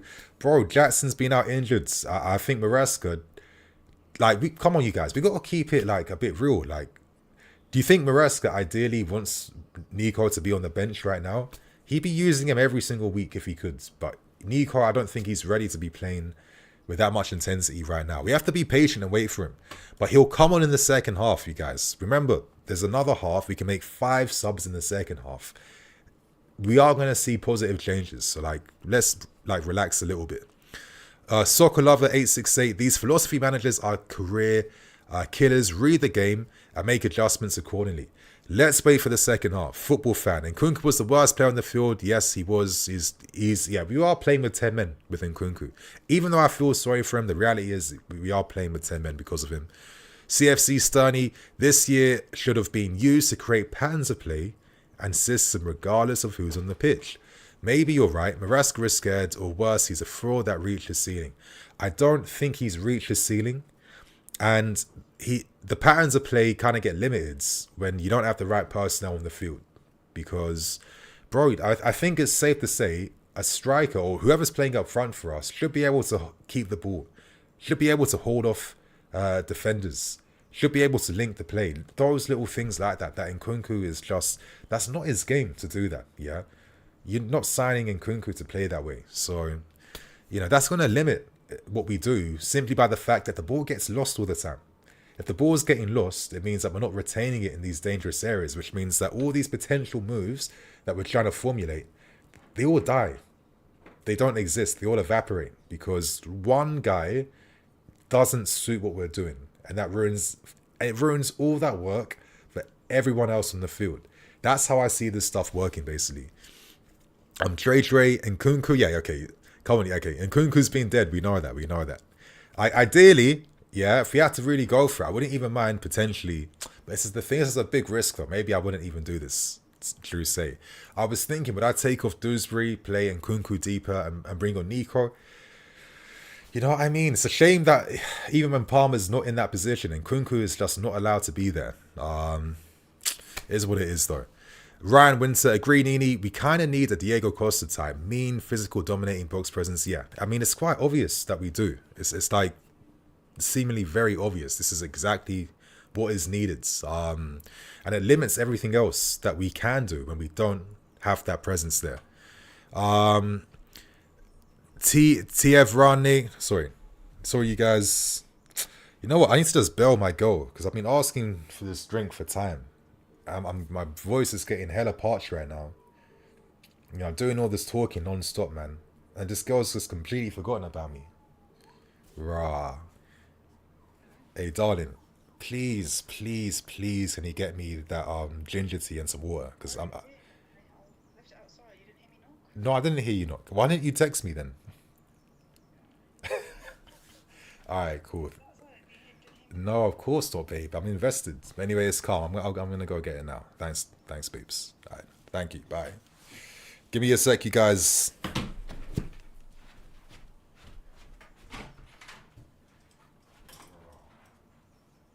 So half of it's evaporated now.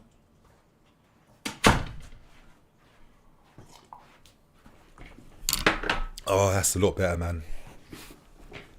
Okay, Joshua White, I just woke up and saw the score and the lineup. What on earth is happening? Okay, well, obviously, you know, it's a good thing that you've woken up. It's not the end of the world just yet.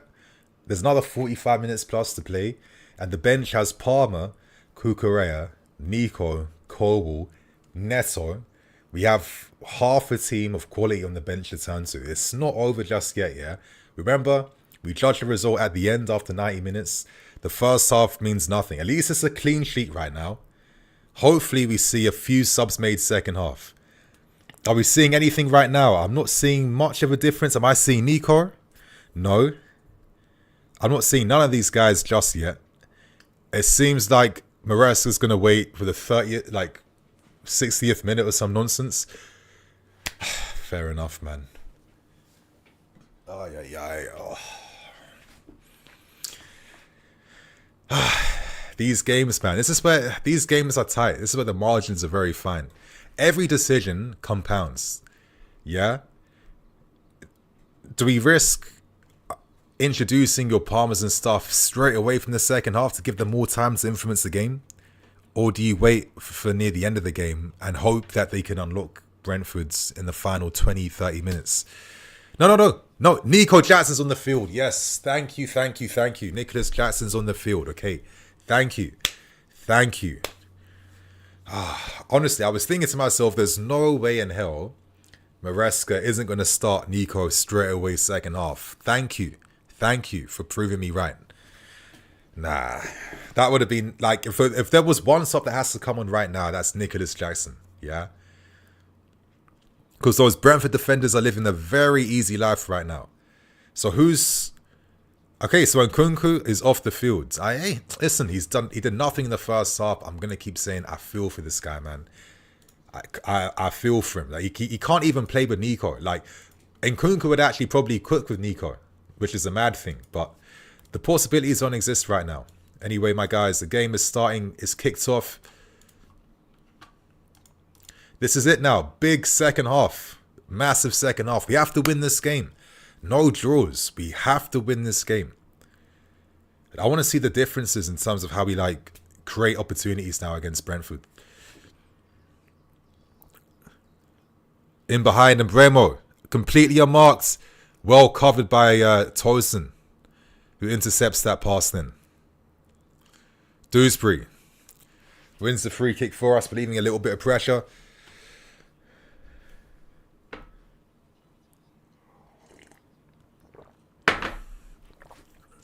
Okay, I want to see the differences that Nico introduces to this team now for the second half, man.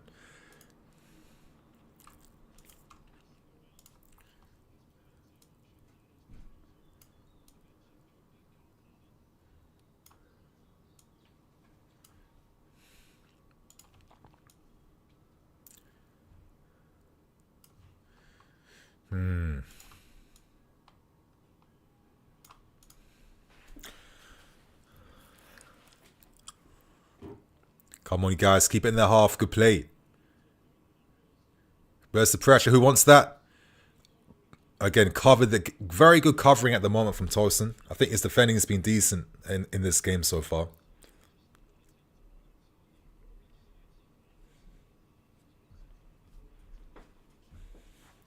Shard on the left side, plays it back inside to Potter. Up the field now. Sharder, still out of possession. Releases Potter, who overhits that cross then to the far post. And Sancho's there to cover the danger. Back to Reece James, who's forced to clear it with his left foot. And obviously, kind of keeps it on the field then. And immediately, for the first time in, 50 minutes of football, Collins has been knocked to the ground. So immediately, this is just a slight showing of what Nico can introduce now, just from being in this team now.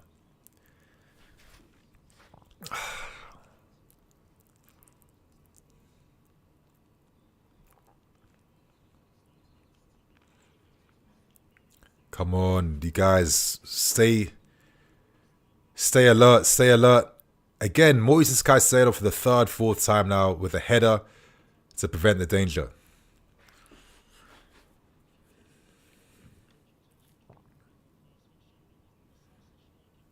That's yours, Dewsbury. Oh my God, Dewsbury, man. Terrible. You're completely unmarked then. That's the best header. Absolute nonsense. Oh, Nicholas Jackson spins too. What a touch, what a turn. That's yours, Noni. For fuck's sake, man. Enzo spun. Potter now is finding a bit more license to get forwards. Good defending, Gusto. Come on, Gusto. Try and carry it. Carry it. Carry it. Enzo. Over the top. Oh, what a ball. Come on, Nico. Come on, Nico. Oh, fuck. See what I mean, man? Nico's not like Seshko or Delap, where, you know, those areas, you're going to at least test the keeper with that shot then. Nico, you should have taken another touch to try and get a bit closer to goal, man. You got the footwork. You're not that striker that's going to be scoring from these efforts. That's the only thing about Nico that I'm starting to clock now. There are these limitations with his shooting technique. He's very much a striker that gets on the end of moves or does the tapping or, you know, a nice little box finish or something like that. But he's not going to blast it from 25 yards, yeah? He's not going to score a half chance from an acute angle that even tests the goalkeeper. For the first time, you know, super pass from Enzo Fernandez to release Nico in behind, who curves his run really well. But there's that limit with what he can produce with his shooting technique. And I think this is why we have to go for that type of Seshko Delap type of striker, where in these types of moments, these guys are more likely to at least force something from the goalkeeper. Yeah? At least force something from the goalkeeper. That's what we need, man. But again, at least outside of me saying this, positive introduction of Nico Jackson, immediately giving us a threat now that we did not have in 45 minutes. So this is a big positive for us, yeah? Noni's, you know, not finding his rhythm in this game so far. Not ready to receive the ball properly then, giving away a very cheap counter-attack now to Brentford. Very dangerous idea to find Vissa's got really good movement off the ball. Like this guy, far post runs, late arrivals, near post. He moves really. This is why he scored so many goals this season. Let's keep it real. Look, completely unmarked then. If that pass was executed a lot better, that's a very dangerous moment that we're giving away then. Sanchez tries to hit it long. I'm not really getting what the play was with that move then, other than to like maybe get bodies in Brentford's half. Is that it?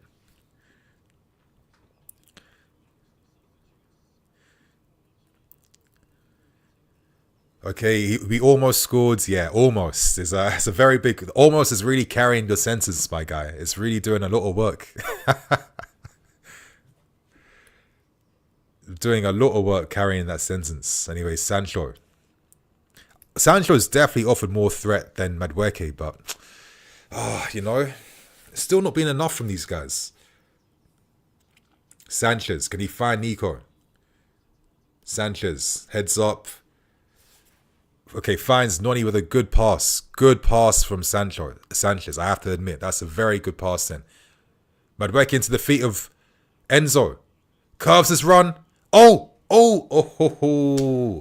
See, forcing some panic now in that Brentford defence just because of Nicholas Jackson's introduction. See how Nico just kind of peels off then to make that run in behind. Puts the cutback cross in, causes a little bit of danger. Just like he's getting on the end of these balls, you know. He's moving that defence with his movement. Things that Nkunku is incapable of doing. Nkunku should be where Enzo is, for example. He should be the guy that's getting on the end of that Nico cross. I need to stop repeating myself, but I'm going to keep saying I feel for Nkunku because you can't sign someone like this and use him completely oppositely to all his best qualities. It's insanity. Reece James, interesting ball. Reece, Vissa. Counter-attack, well intercepted then. Good play, Nico, keeps the ball. Spreads it by to Reece James. On the right-hand side, Reece takes a shot, very ambitious. I don't know, didn't really feel like there was much conviction then from Reece, to be fair. Oh, yeah, Moises wins that. Nice, Moises. Played. Okay, another tweak, you guys, which I didn't clock earlier. It seems like, actually, I don't know. No, okay, I was going to say that Reece and Gusto swap positions, but that's not the case. It was just a temporary thing. Anyway, Noni. Yep, that's it. Oh, come on, boys. Immediately, second half, there's been a massive difference in terms of what we're doing, simply because we have a forward, man. Simply because of that. Look how he's attracting the attention of the centre-backs now. We actually have someone to play to. It's making a massive difference for us. And this is why you look back at this season and we'll think, if we had another striker, maybe our fortunes are a bit better this season, to keep it real. Anyway, set piece time, Enzo. In-swinger. Oh. Come on, okay. Slowly the threat's growing now. The only other advantage we have is that Brentford now are a bit more tired from all this running, all this work. Maybe you have a bit more freshness. And we still have Neto to bring on. We still have Cole Palmer to bring on. That's the big one. Palmer will probably replace Dewsbury Hall, like maybe in the next 10 minutes. That will add us like a different attacking threat.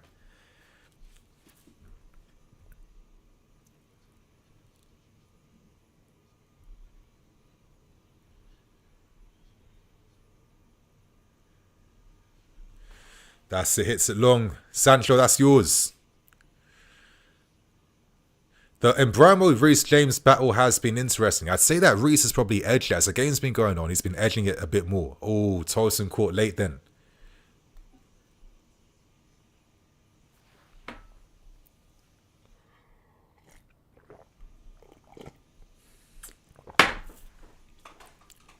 Ooh. Moises. Spreads out wide to Enzo. Back inside to Jalaba. Sanchez has been alright in this game so far, I have to say, outside of, like, you know, his Sanchez moments. You know, the goal kicks are at least, you know, taking us up the field with a bit more, you know, precision this time.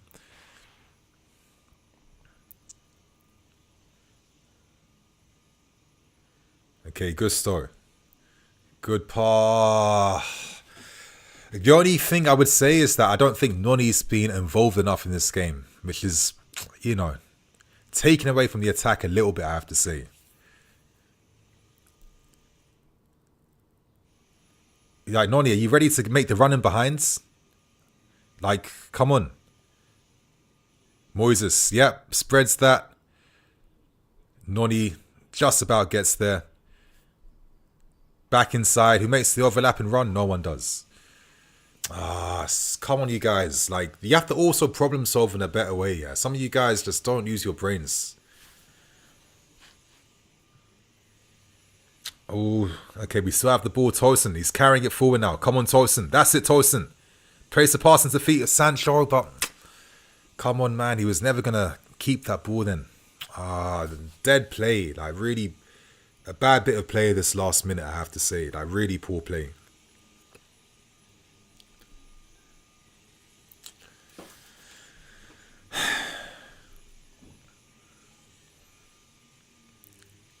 Don't give the foul away. Don't give no stupid free kicks away.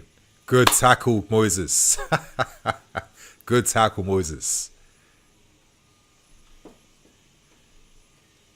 Enzo has not had much influence. He's not been able to really connect the attack too often, I have to say. Sancho receives it backwards again. Tosin.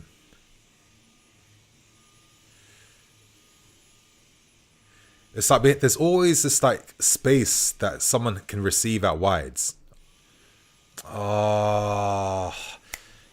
I feel like the players are playing a little bit dead now, I have to say. Like I'm seeing the potential for possibilities right now.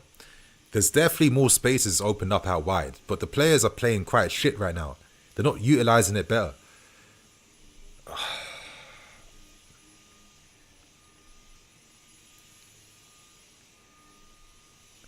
Is Noni coming off?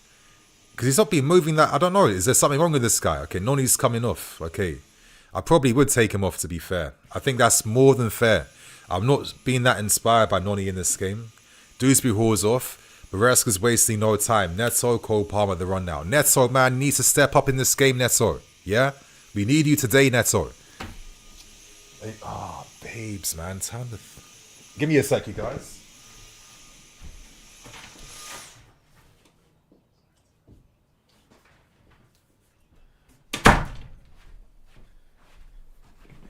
Time to defend. Long throwing right now. Deflects off Nico.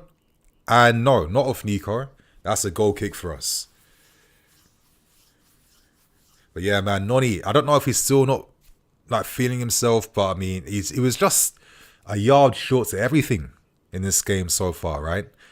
I did feel like there was enough spaces in this game where he should have been like exploiting them a bit better, to be honest with you. I don't think there's much excuses I can make for Noni in this game. Outside of the fact that maybe he's still not fully fit. That's the only thing I can say, realistically. Moises, good play. Palmer's touch a little bit heavy, but that's our ball again. Mazza, this team is like a SIM card plug-in. This team is like a SIM card. Plug it in, you got a connection. Make a phone call, but credit to do nothing. That's probably like a really good summary of this team, to be fair with you, man. I know you've been waiting to drop this one for a while, right? Or maybe it just like finally clicked in for you as you're watching this game. You know, I'm going to be a nerd, you guys. Obviously, I play FM.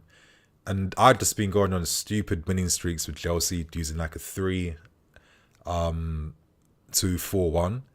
But the difference in my 3-2-4-1 is that I have one of the wide centre-backs really push up that field to really be like a constant overlapping option all the time. And that's actually been like, yeah. Palmer! Oh, quality. Fine. Was that Neto who took the shot then? I'm getting these guys mixed up. But finally, a piece of quality, you know? Like, this team's allergic to attempt things outside the box sometimes, I swear. Moises.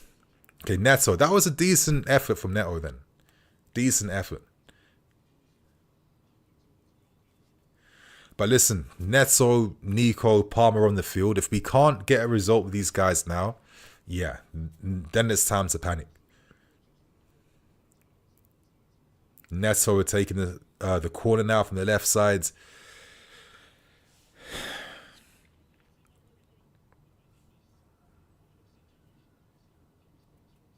Neto, decent delivery. Gusto forced to take the left foot volley. Trying to do the Michael Essien. Nah, man, you're not Essien, my guy. First real shot, yep. Nice little back heel from Jackson it was. Do you play a libero on your centre-back? I don't.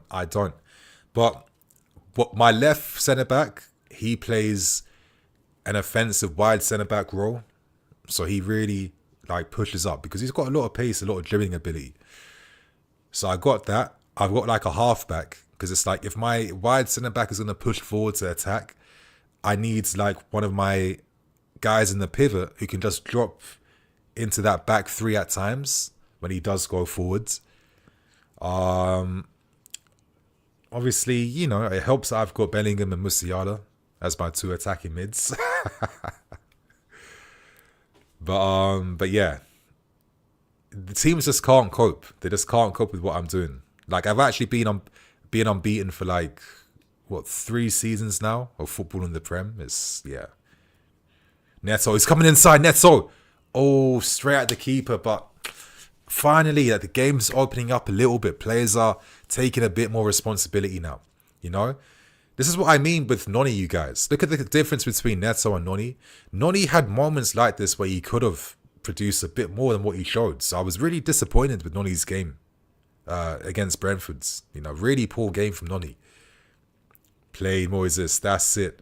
Play, good pass, Enzo. Good pass from Enzo. Ball across goal. Ah! This is the only thing. Nico adds so much up front, but he just isn't that killer up front that we need, man. You know? These little half efforts sometimes. This is the difference the top strikers make. Look, good run from Nico to get in front of his man. Good run, but he doesn't connect. He doesn't connect with the cross. That was perfect from Neto. And I have to say, these last 3 games, Neto, the fact he hasn't got an assist is pretty diabolical. Yeah? Because he has produced some moments. Oh, Reese. Oh, my God. Come on, you guys. I'm sensing that a moment is happening for us. Good goalkeeping, Sanchez, to be alert for that. Great goalkeeping, Sanchez. Great goalkeeping from Sanchez. Neto is looking like a guy that's on a mission right now. Come on, boys. This is what we've been waiting to see. Neto. Back to Palmer. Palmer! Oh. But bro, like, in the last 3 minutes, we've created more opportunities than what we've shown in 60 minutes. It's nuts. It's absolutely nuts. But this right now, we have half an hour to win this game now. Brentford have not been testing our keeper once in the second half. This now looks like the moment now to win this game. Yeah, Stamford Bridge, proper lineup, but you're forgetting the players' fitness has to be respected. It has to be respected. And actually, I don't mind these guys coming on second half against a more tired Brentford team. That's also a bigger advantage compared to them starting the game. I mean, they've all come back from injury. We can't forget that they've come back from injuries. You know, he's lost Fofana, lost Romeo Lavia. And one thing Maresca has been completely consistent about this entire season is protecting the player, not overloading the player. And I swear most of you guys was praising him for the same stuff. You know what I mean? So it's no different in this game. There is no difference at all in this game.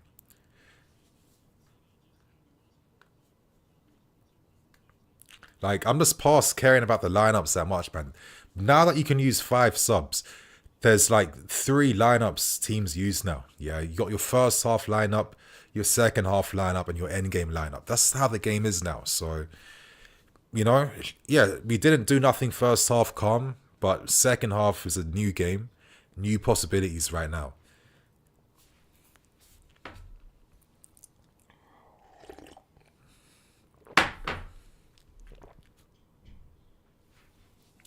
Okay, Yarmolenko, what's his name? Yarmolenko?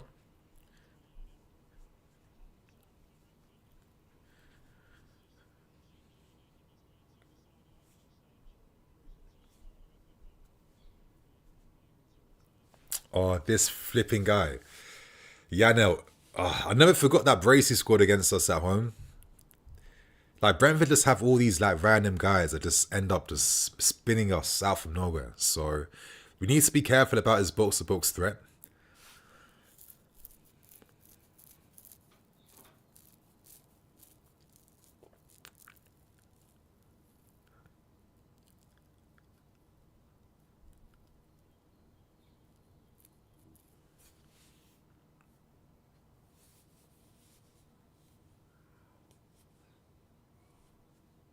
That's it, Reese.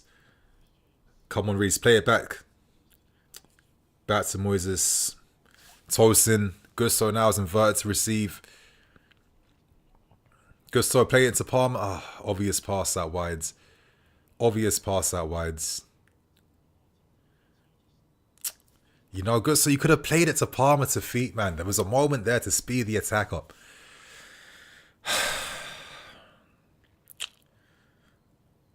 It's little things like that is annoying. This is how you know, like, he's not mastered this role completely. I mean, like, knowing how to pass, when to move. Oh, that's a good run by Gusto. Oh, shit. There's a bit of hesitancy then. That the move opened up, but it wasn't like orchestrated perfectly. There was a bit of hesitation in the execution. I think this is why we did nothing with it, which is a shame, because someone should have been alert to the fact that Gusto has like bare space around him that he's running into. Let me get that ball in front of him to make his life a bit easier then. But anyway, Brentford have looked a lot weaker in the second half compared to what they've shown in the first half. Did they spend too much energy with their work rate in the first half potentially? Oh, that is good hold-up play from Sancho. If he could do that, why is he not playing up front? Like, Sancho holding the ball up compared to flipping Nkunku. That sums it up, man. Oh, Palmer. Oh, nah. It's too... Nah. And that wasn't Palmer, that was Neto. I think it's the shade. It's making me... It's hard to, like, differentiate these guys sometimes. Get out of here, Mbuemo, man. Get out of here. Get out of here, man. He just dropped his knee and just, like, bought that free kick. Get out of here. Look. Get out of here with that, man. That is no way a free kick to Brentford. I'm sorry.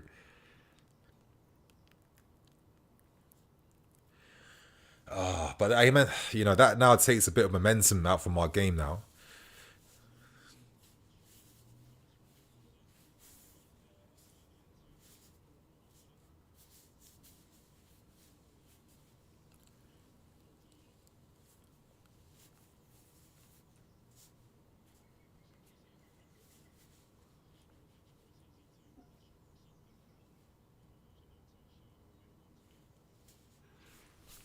Oh, God. Thank you, Tosin. Thank you, Tosin. Good defending from Tosin today at the moment.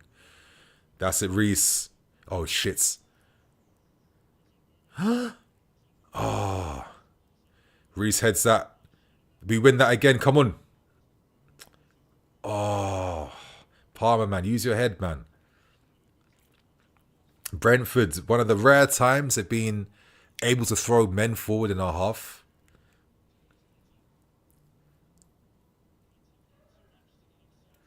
Ooh. Oh, too easy, Neto. Too easy, Neto. Too easy.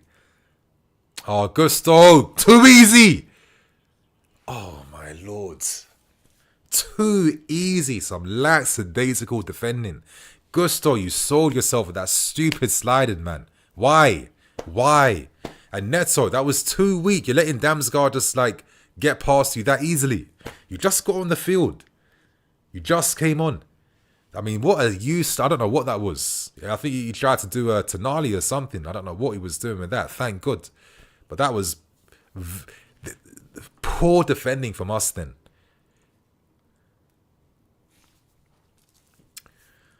Come on, man.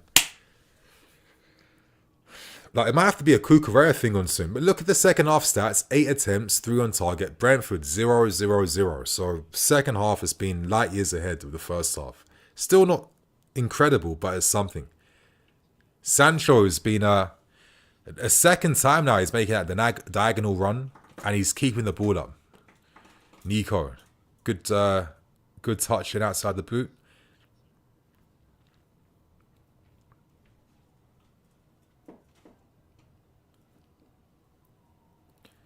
Reese. Tosin.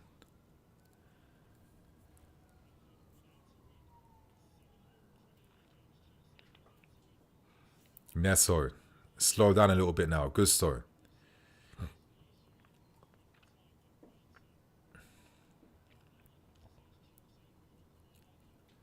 Okay, that's it. Opening up the space up quite well. Gusto's taking it forward into the feet of Nico. Palmer. Oh, man. Why did he not play it to Sancho, Palmer? But Neto. Oh, my God. A bit of tennis in the books. Nico does well, but the keeper's alert to that, reads it. Palmer. I felt like the pass was the right one to Sancho there, man. He was completely unmarked. Oh, shit. The touch on Visser, thank God that was not perfect and it's taken him away from goal. But we got to be careful. Brentford's. Oh, shit. Oh, shit. Oh, my lord. Thank you, Sanchez. Oh, offside at least. All right. Offsides. Offsides. I was thinking that was too easy for him to receive that pass back again, no? But, you know, the last 5 minutes, we've seen 2 breakaways from... Oh, he's just about offside. Just about offside. That was a very good save from Sanchez to redirect that away from danger. I mean, he's been all right in this game, I have to say, at the moment. He's been all right. This is the Sanchez I need for the entirety of what's left of this season now. Yeah, I need Sanchez to be playing the way he's playing today. Charlotte's coming inside. He's done nothing, though. He's been quite poor with the amount of balls he's received. Palmer. Oh, my God. Palmer, what a ball. Nico! Ah, shit. Oh, the keeper was alert to that then. Oh. I just pray, you guys, that we have enough time to try and bag something. Yeah? I pray we have enough time to bag something.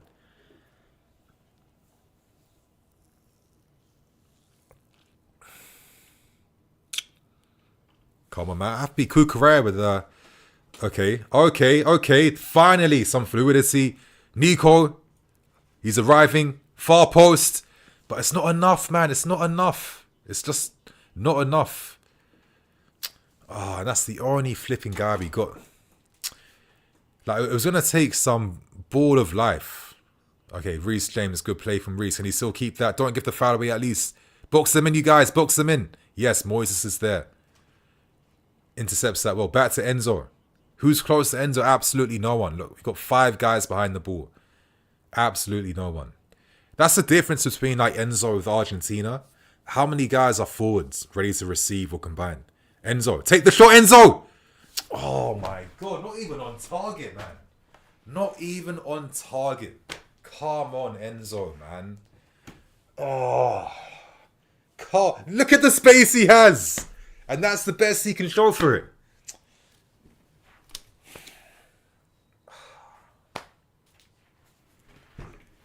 That's the best.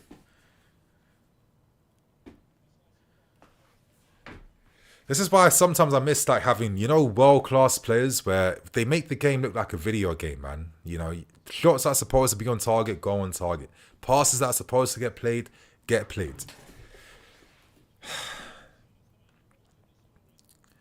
My lord, terrible from Enzo. I'm sorry if you feel like I'm overreacting, but I feel like at this level, with the quality you have, all that time and space to take a shot which you never ever get, and you can't even test the keeper. I mean, get out of here with that, man. Yo, if you guys need a link to the game, look at my pinned message. It's right there. Direct link to what I'm using. Neto back inside. Enzo, better quality this time. Fuck's sake. That's just like, there's so much limitations behind the avenues we look to create to break teams down with, man. Oh. Like, if this is a draw, this is going to be flipping disappointing if it's a draw today, yeah?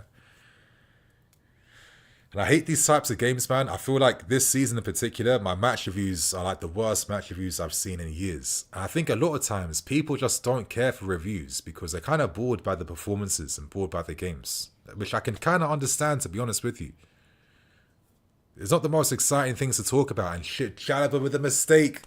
Easy breakaway for Brentford. Oh, Visser. Thank God it's away from goal. Away from goal. Thank God Brentford's have been a bit shit today. They've been a bit shit today, yeah?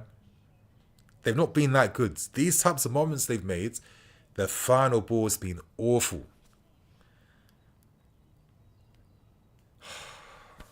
But again, when your team that you're playing against is playing a bit dead, how are you not taking the game away from them, yeah? How are you not stepping up? Come on, Kukurea. I think if we're going to win this game, it's going to be because of Kukurea coming out from nowhere to make something happen for us now. I don't have much faith in what's going on now.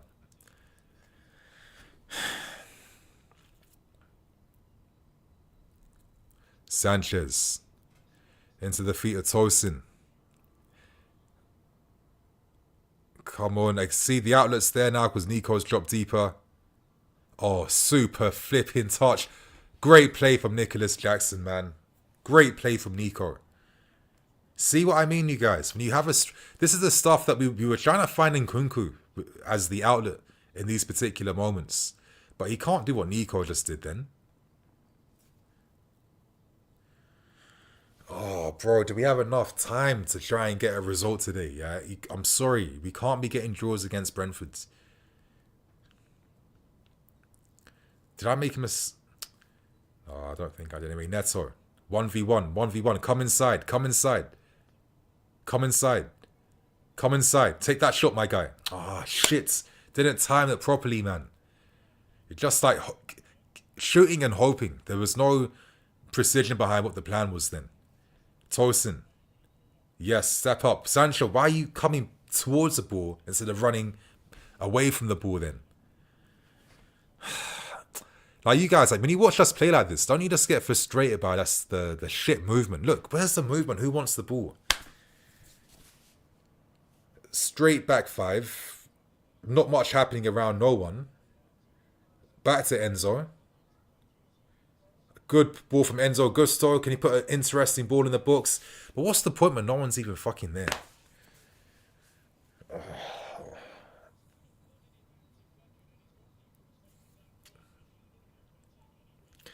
Like, the way we play sometimes is obviously it's just not that sexy. So, like, when it's like this, it's really not that exciting.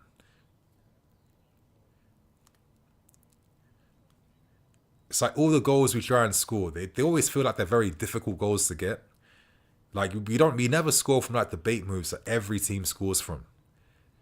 You know, we never score those bait type of goals. I know I'm not, you know, I'm not explaining myself properly. I hope you guys can get what I mean. Like, you know, like when you watch Match of the Day and you see that same type of goal score from bare teams over the weeks. Oh shit, and Bremo. Sanchez, you beautiful guy, man. Top save again at the near post from Sanchez. See what I mean? These breakaways are just opening up now for Brentford. They're opening up now for Brentford. A lot of luck from Bremo with that touch in. But look, he's running towards our back line. Somehow finds Visser. Terrible body orientation from Gusto then. And he forces the shot and he forces a superb save for Robert Sanchez. There's a lot of power behind that. Oh, my lord, man. Being a Chelsea fan sometimes is just like such a flipping long thing to be, man, honestly.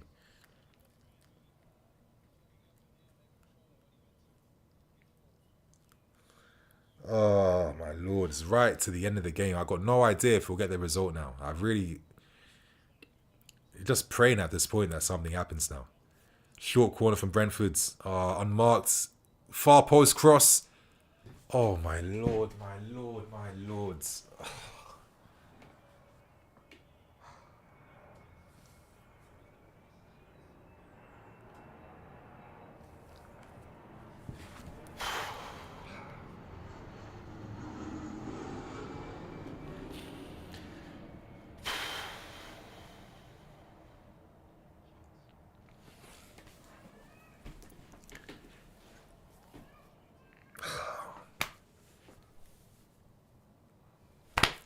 That's what you call divine intervention, yeah? That's what you call divine intervention. All the best chances now are coming to Brentford. For some reason, even though we got like nearly half a new team on the field, the energy seems to have come down a bit now.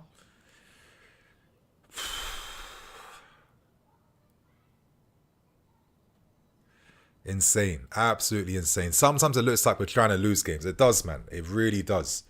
Oh, my lord. Brentford are cooking us right now, man. Thank God.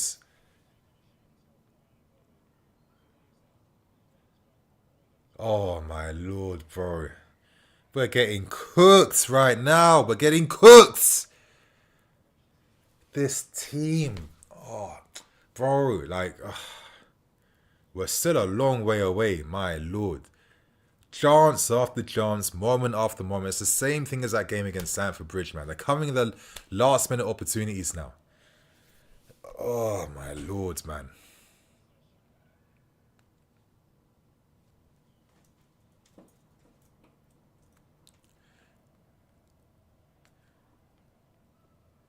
Win that. Where's the desire? Enzo to Sancho. Come on, Sancho. Don't just go outside. Oh, see. I feel like since I've given the link for everyone, like now my stream is really playing up now, which is really annoying. Now the fucking lag is coming through now. God's sake. Oh, don't tell me it's shut down. Did I make a mistake posting the live stream link? I feel like maybe low-key I did. Did I make a mistake?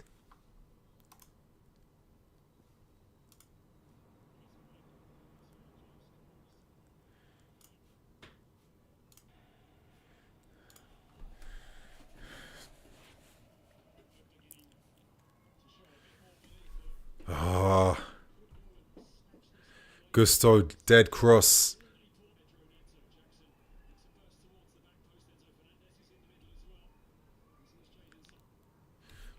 Oh, God's sake. Did I make a mistake posting that live stream link then? Because now my things are flipping up right now, man. God's sake. How frustrating. I must have made a mistake. Why did I do that? Great. So, crucial stage of the game right now. My stream is now flipping dead.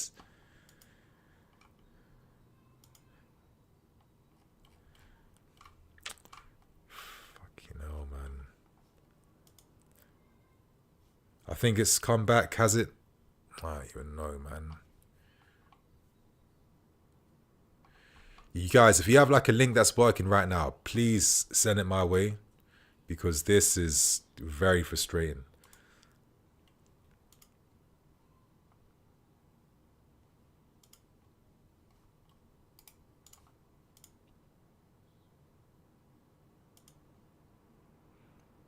Okay, I think it's working again now. I think it's working again. Fuck's sake, man.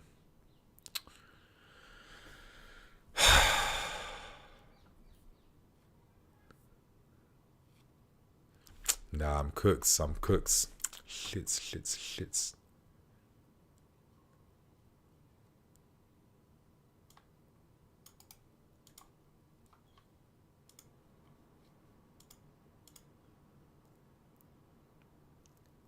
Yeah, the blackout is a disgrace, man.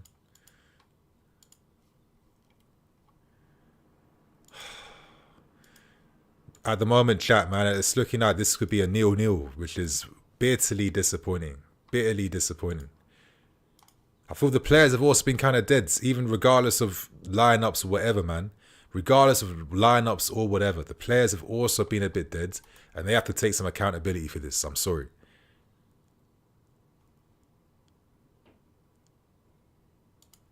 Is this working now? Oh, it's 84th minute. I think the stream might be working again now. But yeah, I'm sorry, you guys. For me, the players definitely take some accountability for this game because they've been not been good enough. Nico Jackson had a great effort. Completely scuffs his shot then. Obviously, he adds to the team, but you still see that we're quite a limited team. Like, we're not this perfect team at all. We are not a perfect team whatsoever, man.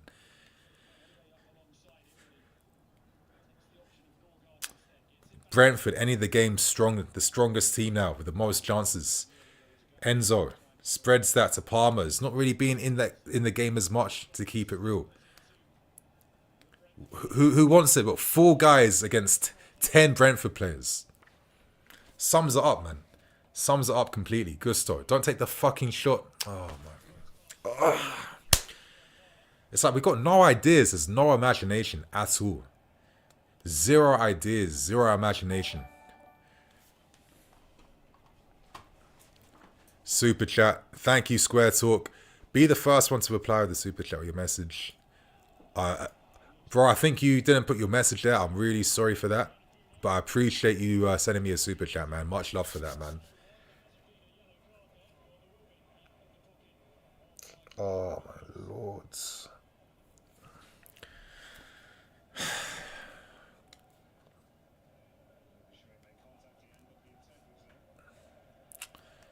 Yeah, I'm starting to feel a bit hopeless now, you guys.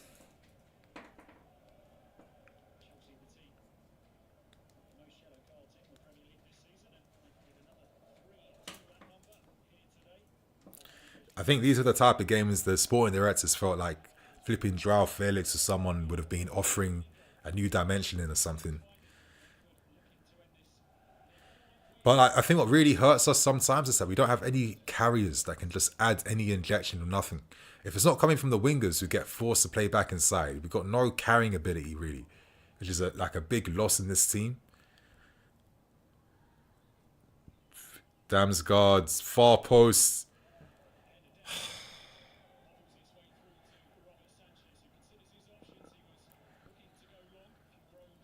Bro, ending the game this week with the players we have on the field is disappointing. Enzo receives a lot deeper now, but where's the options? Good ball to find Palmer, but I mean, who's playing towards him? Sancho. Forced to go all the way backwards again. Enzo. Oh my god, that is terrible again from Enzo Fernandez. Another shocking shot outside the box. Absolutely useless. Absolutely useless. You know? I miss these Conor Gallagher last minute curlers. At least he could produce threat outside the box, man.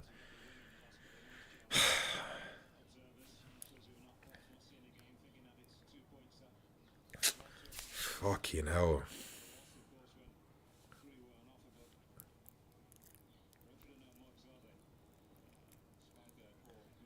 Sanchez hoops up the field. Moises. Gusto just plays it long. Oh, great touch by Nico. Wrong pass, Nico. Wrong pass. Oh, man. Cooks, bro. Absolutely cooks.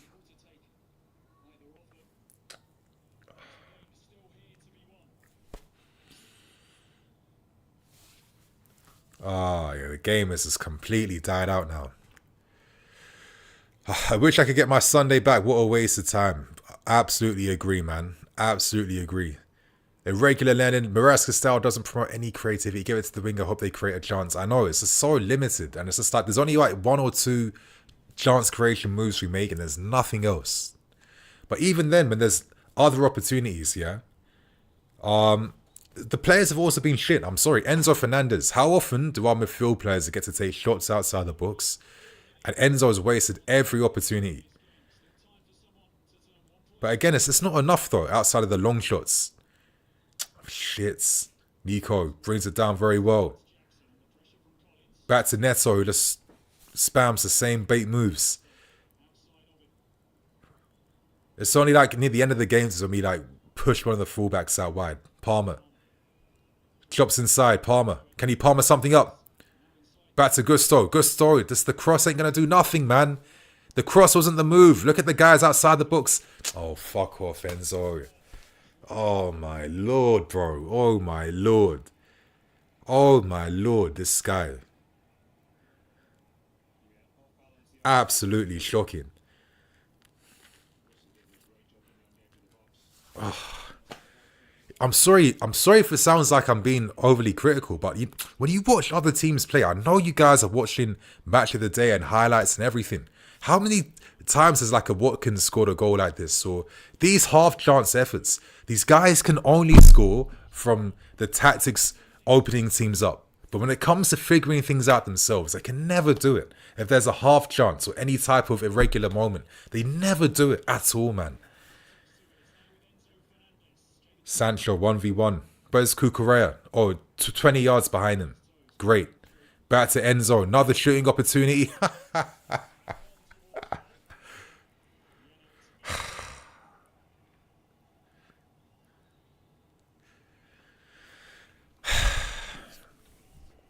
Keep underestimating your opponents, Enzo Maresca. It's on you. Yeah. Nini, Enzo didn't waste any chances. Even the last one, you can't tell he's looking for a pass. Nah, I'm sorry, man. There needs to be more. Yeah, there has to be more. Like, for the level we have to be at, it's not going to come. If we ever become a title winning team, it won't come because the tactics are 10 out of 10 every game and we can win based on the tactics. It comes from the players' quality on the field, man. They have to display that. They have to showcase the quality. Yeah. How many times do title winners win games because players take responsibility and they score that half chance or they make a moment of magic happen? These players rarely ever show that outside of Cole Palmer. Yeah, they hide behind the system too much. You know, what the hell is happening here with Sancho? You know, Cucurella, where was that run then? Just no ideas. Oh, that's a cross to someone. That's all we got in us. That is the only move we have to break teams down with. Another cross it again, come on. Cross it to someone who can't even score from them. This is not good enough, I'm sorry. Terrible play. Terrible play from all of these guys, man. Yeah, terrible play. Terrible flipping play, man. Hey, in this game, yeah, I'm sorry. I feel like the players get a lot of... It has to be stuck on these players for the performances they put in today, yeah? A lot of it has come from the players being shit today. I'm sorry. A lot of these guys have not been good today. You can blame Enzo this, Enzo that, but you guys, yeah, the players, they have to take the responsibility. They make the stuff work. There's only so much tactics can take you, yeah? Outside of that, the players have to make it work. And they just show these limitations all the time. Oh, 10 minutes to win the ball back from this guy. 10 minutes. It's taking you this long. We've got like 90 seconds left. Fuck me, man. Absolutely diabolical stuff I'm seeing right now. Players have been absolutely dead today in this game. Like, because it's not even been one of these games where Brentford have been parking the bus. Like, can we say that? Can we say that Brentford have been parking the bus 24/7? Have there not been spaces that could have been exploited better? Out wides, even between the lines when it's opened up. I'm sorry, like, this has been a shit performance from the players today.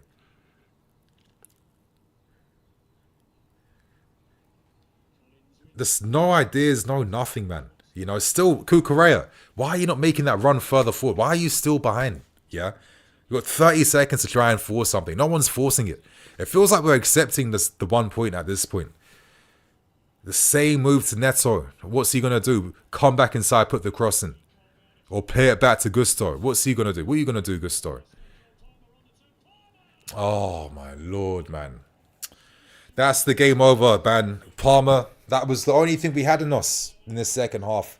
And that moment's gone, you guys. Game over, 0-0. Honestly, if we somehow get CL football, it will feel like a bit like a miracle. It's gonna come down to teams around us dropping points as well. We have to pray that everyone is as equally as bad as us, and we somehow just fugazi our way into a CL spot. Because this performance today, diabolical. Useless performance, man. All these guys.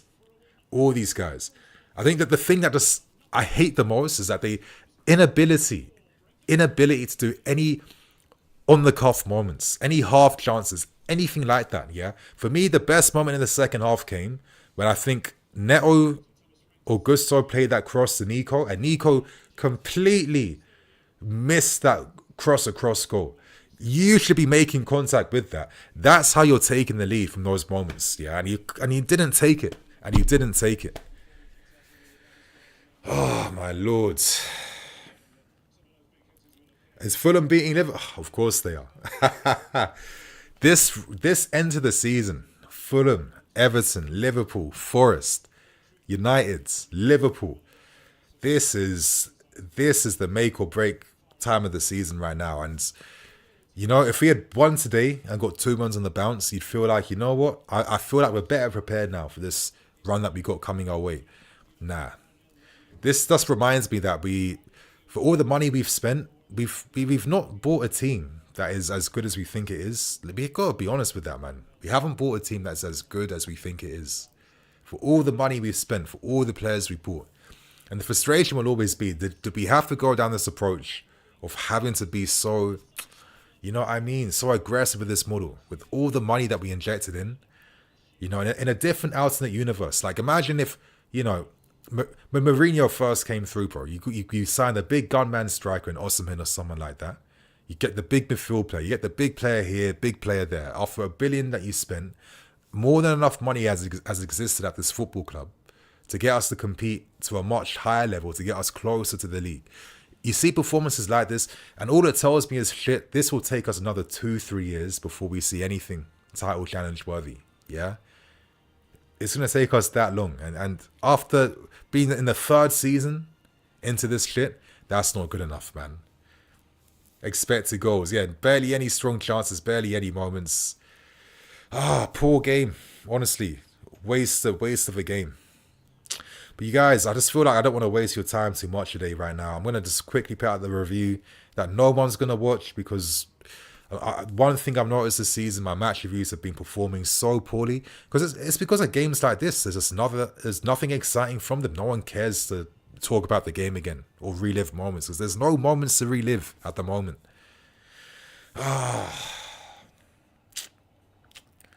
Damn, man. But you guys, honestly, after seeing the second half and the first half, one thing I'll say is I don't think it made a single difference in hell if Nico started the first half or Palmer did. Yeah, there might be a bit more time. But after seeing the quality these guys all show today, I don't see what difference really gets made, to be honest with you. Look at how we create moments of danger. We don't really create much, do we? There's not many avenues that we're creating to exploit the opposition with.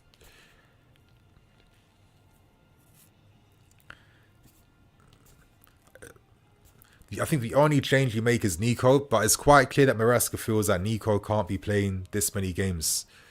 But again, at the same time, is he going to be playing against Legia Warsaw? Absolutely not. And he won't be playing until, Everton or Fulham? So, I don't know. But again, we're lucky. We're lucky because Brentford today should have beaten us. That's the reality to this game. Especially in the 80th minute onwards, they made all the best chances. Thank God that their finishing boots was diabolical. Yeah, yeah. We're even lucky that we secured 1 point today. That's the reality. We're lucky we secured 1 point. Thank God to Brentford's terrible finishing and Robert Sanchez. That's the difference in this game.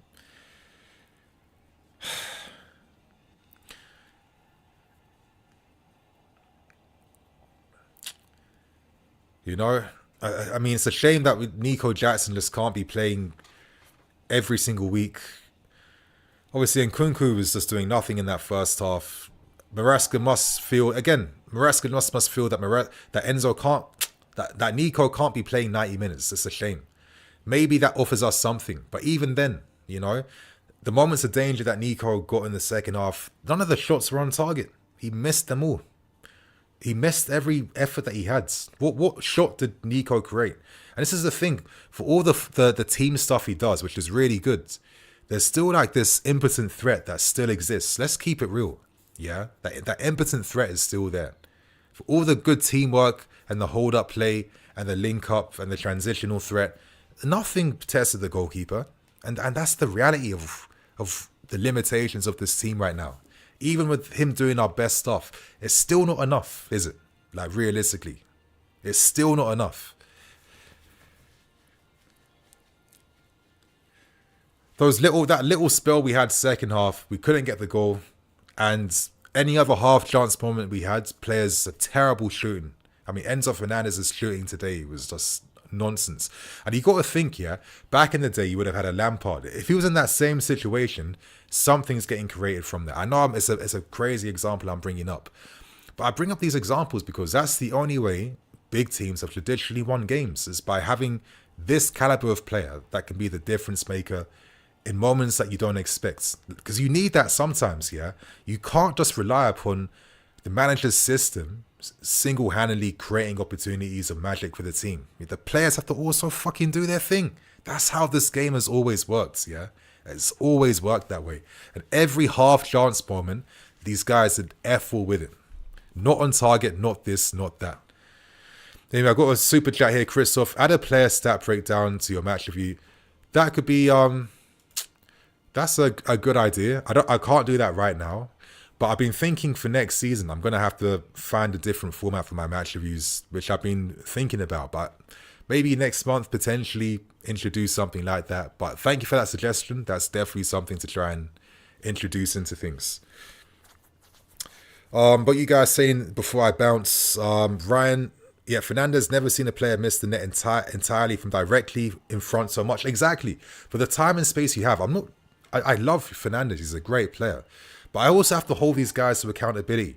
At this level, yeah, time and time again on Match of the Day, if I want to keep my point very basic, how many worst players are getting their shots on target? When you've got time and space like that, yeah, worst players are getting it on target. So, I'm sorry, the standards have to be kept high. Young M, we need Osimhen or Delap. We need a powerful striker for sure, 100%. But again, you know, we can't fool ourselves into thinking, oh, let's say Osimhen's here. We got a guy that can only attack headers 24/7. So it has to be more than just relying upon Osimhen headers to do something, you know. Spam balls to the striker and pray that he does something. The other guy's got to do more as well. Olufemi, no finishes, no carries. Exactly. That's one of the big things. No carriers. That's one of the disappointing things that really just ruins the injection of pace in this game. Porch ball over Maresca ball. You know? Hey, you guys can debate that one. Jared Barron. Our attack is a neutered dog. It's yeah, exactly, neutered. No ideas, blinds. There's nothing to it. You know, I might release like another stream if you guys want to just vent about this game. But I need to just bounce and make this review, put it out at least. And maybe come back in the evening after I've eaten, after we've collected ourselves. And maybe talk about this game again. So you guys, I'm going to literally bounce right now. I'm going to let you guys know on the community page if I do another stream. So obviously keep your eyes out and see you then. And final question, CFC Hafar. Bring Mateta to Chelsea on top of a #1 striker. Hey, I was saying in January, I would have made him, instead of begging it for Gurley, but you're not going to overpay for him, maybe try and tempt Mateta. That could have offered us something, right? But anyway, you guys, I'll see you guys in a bit. Thank you again.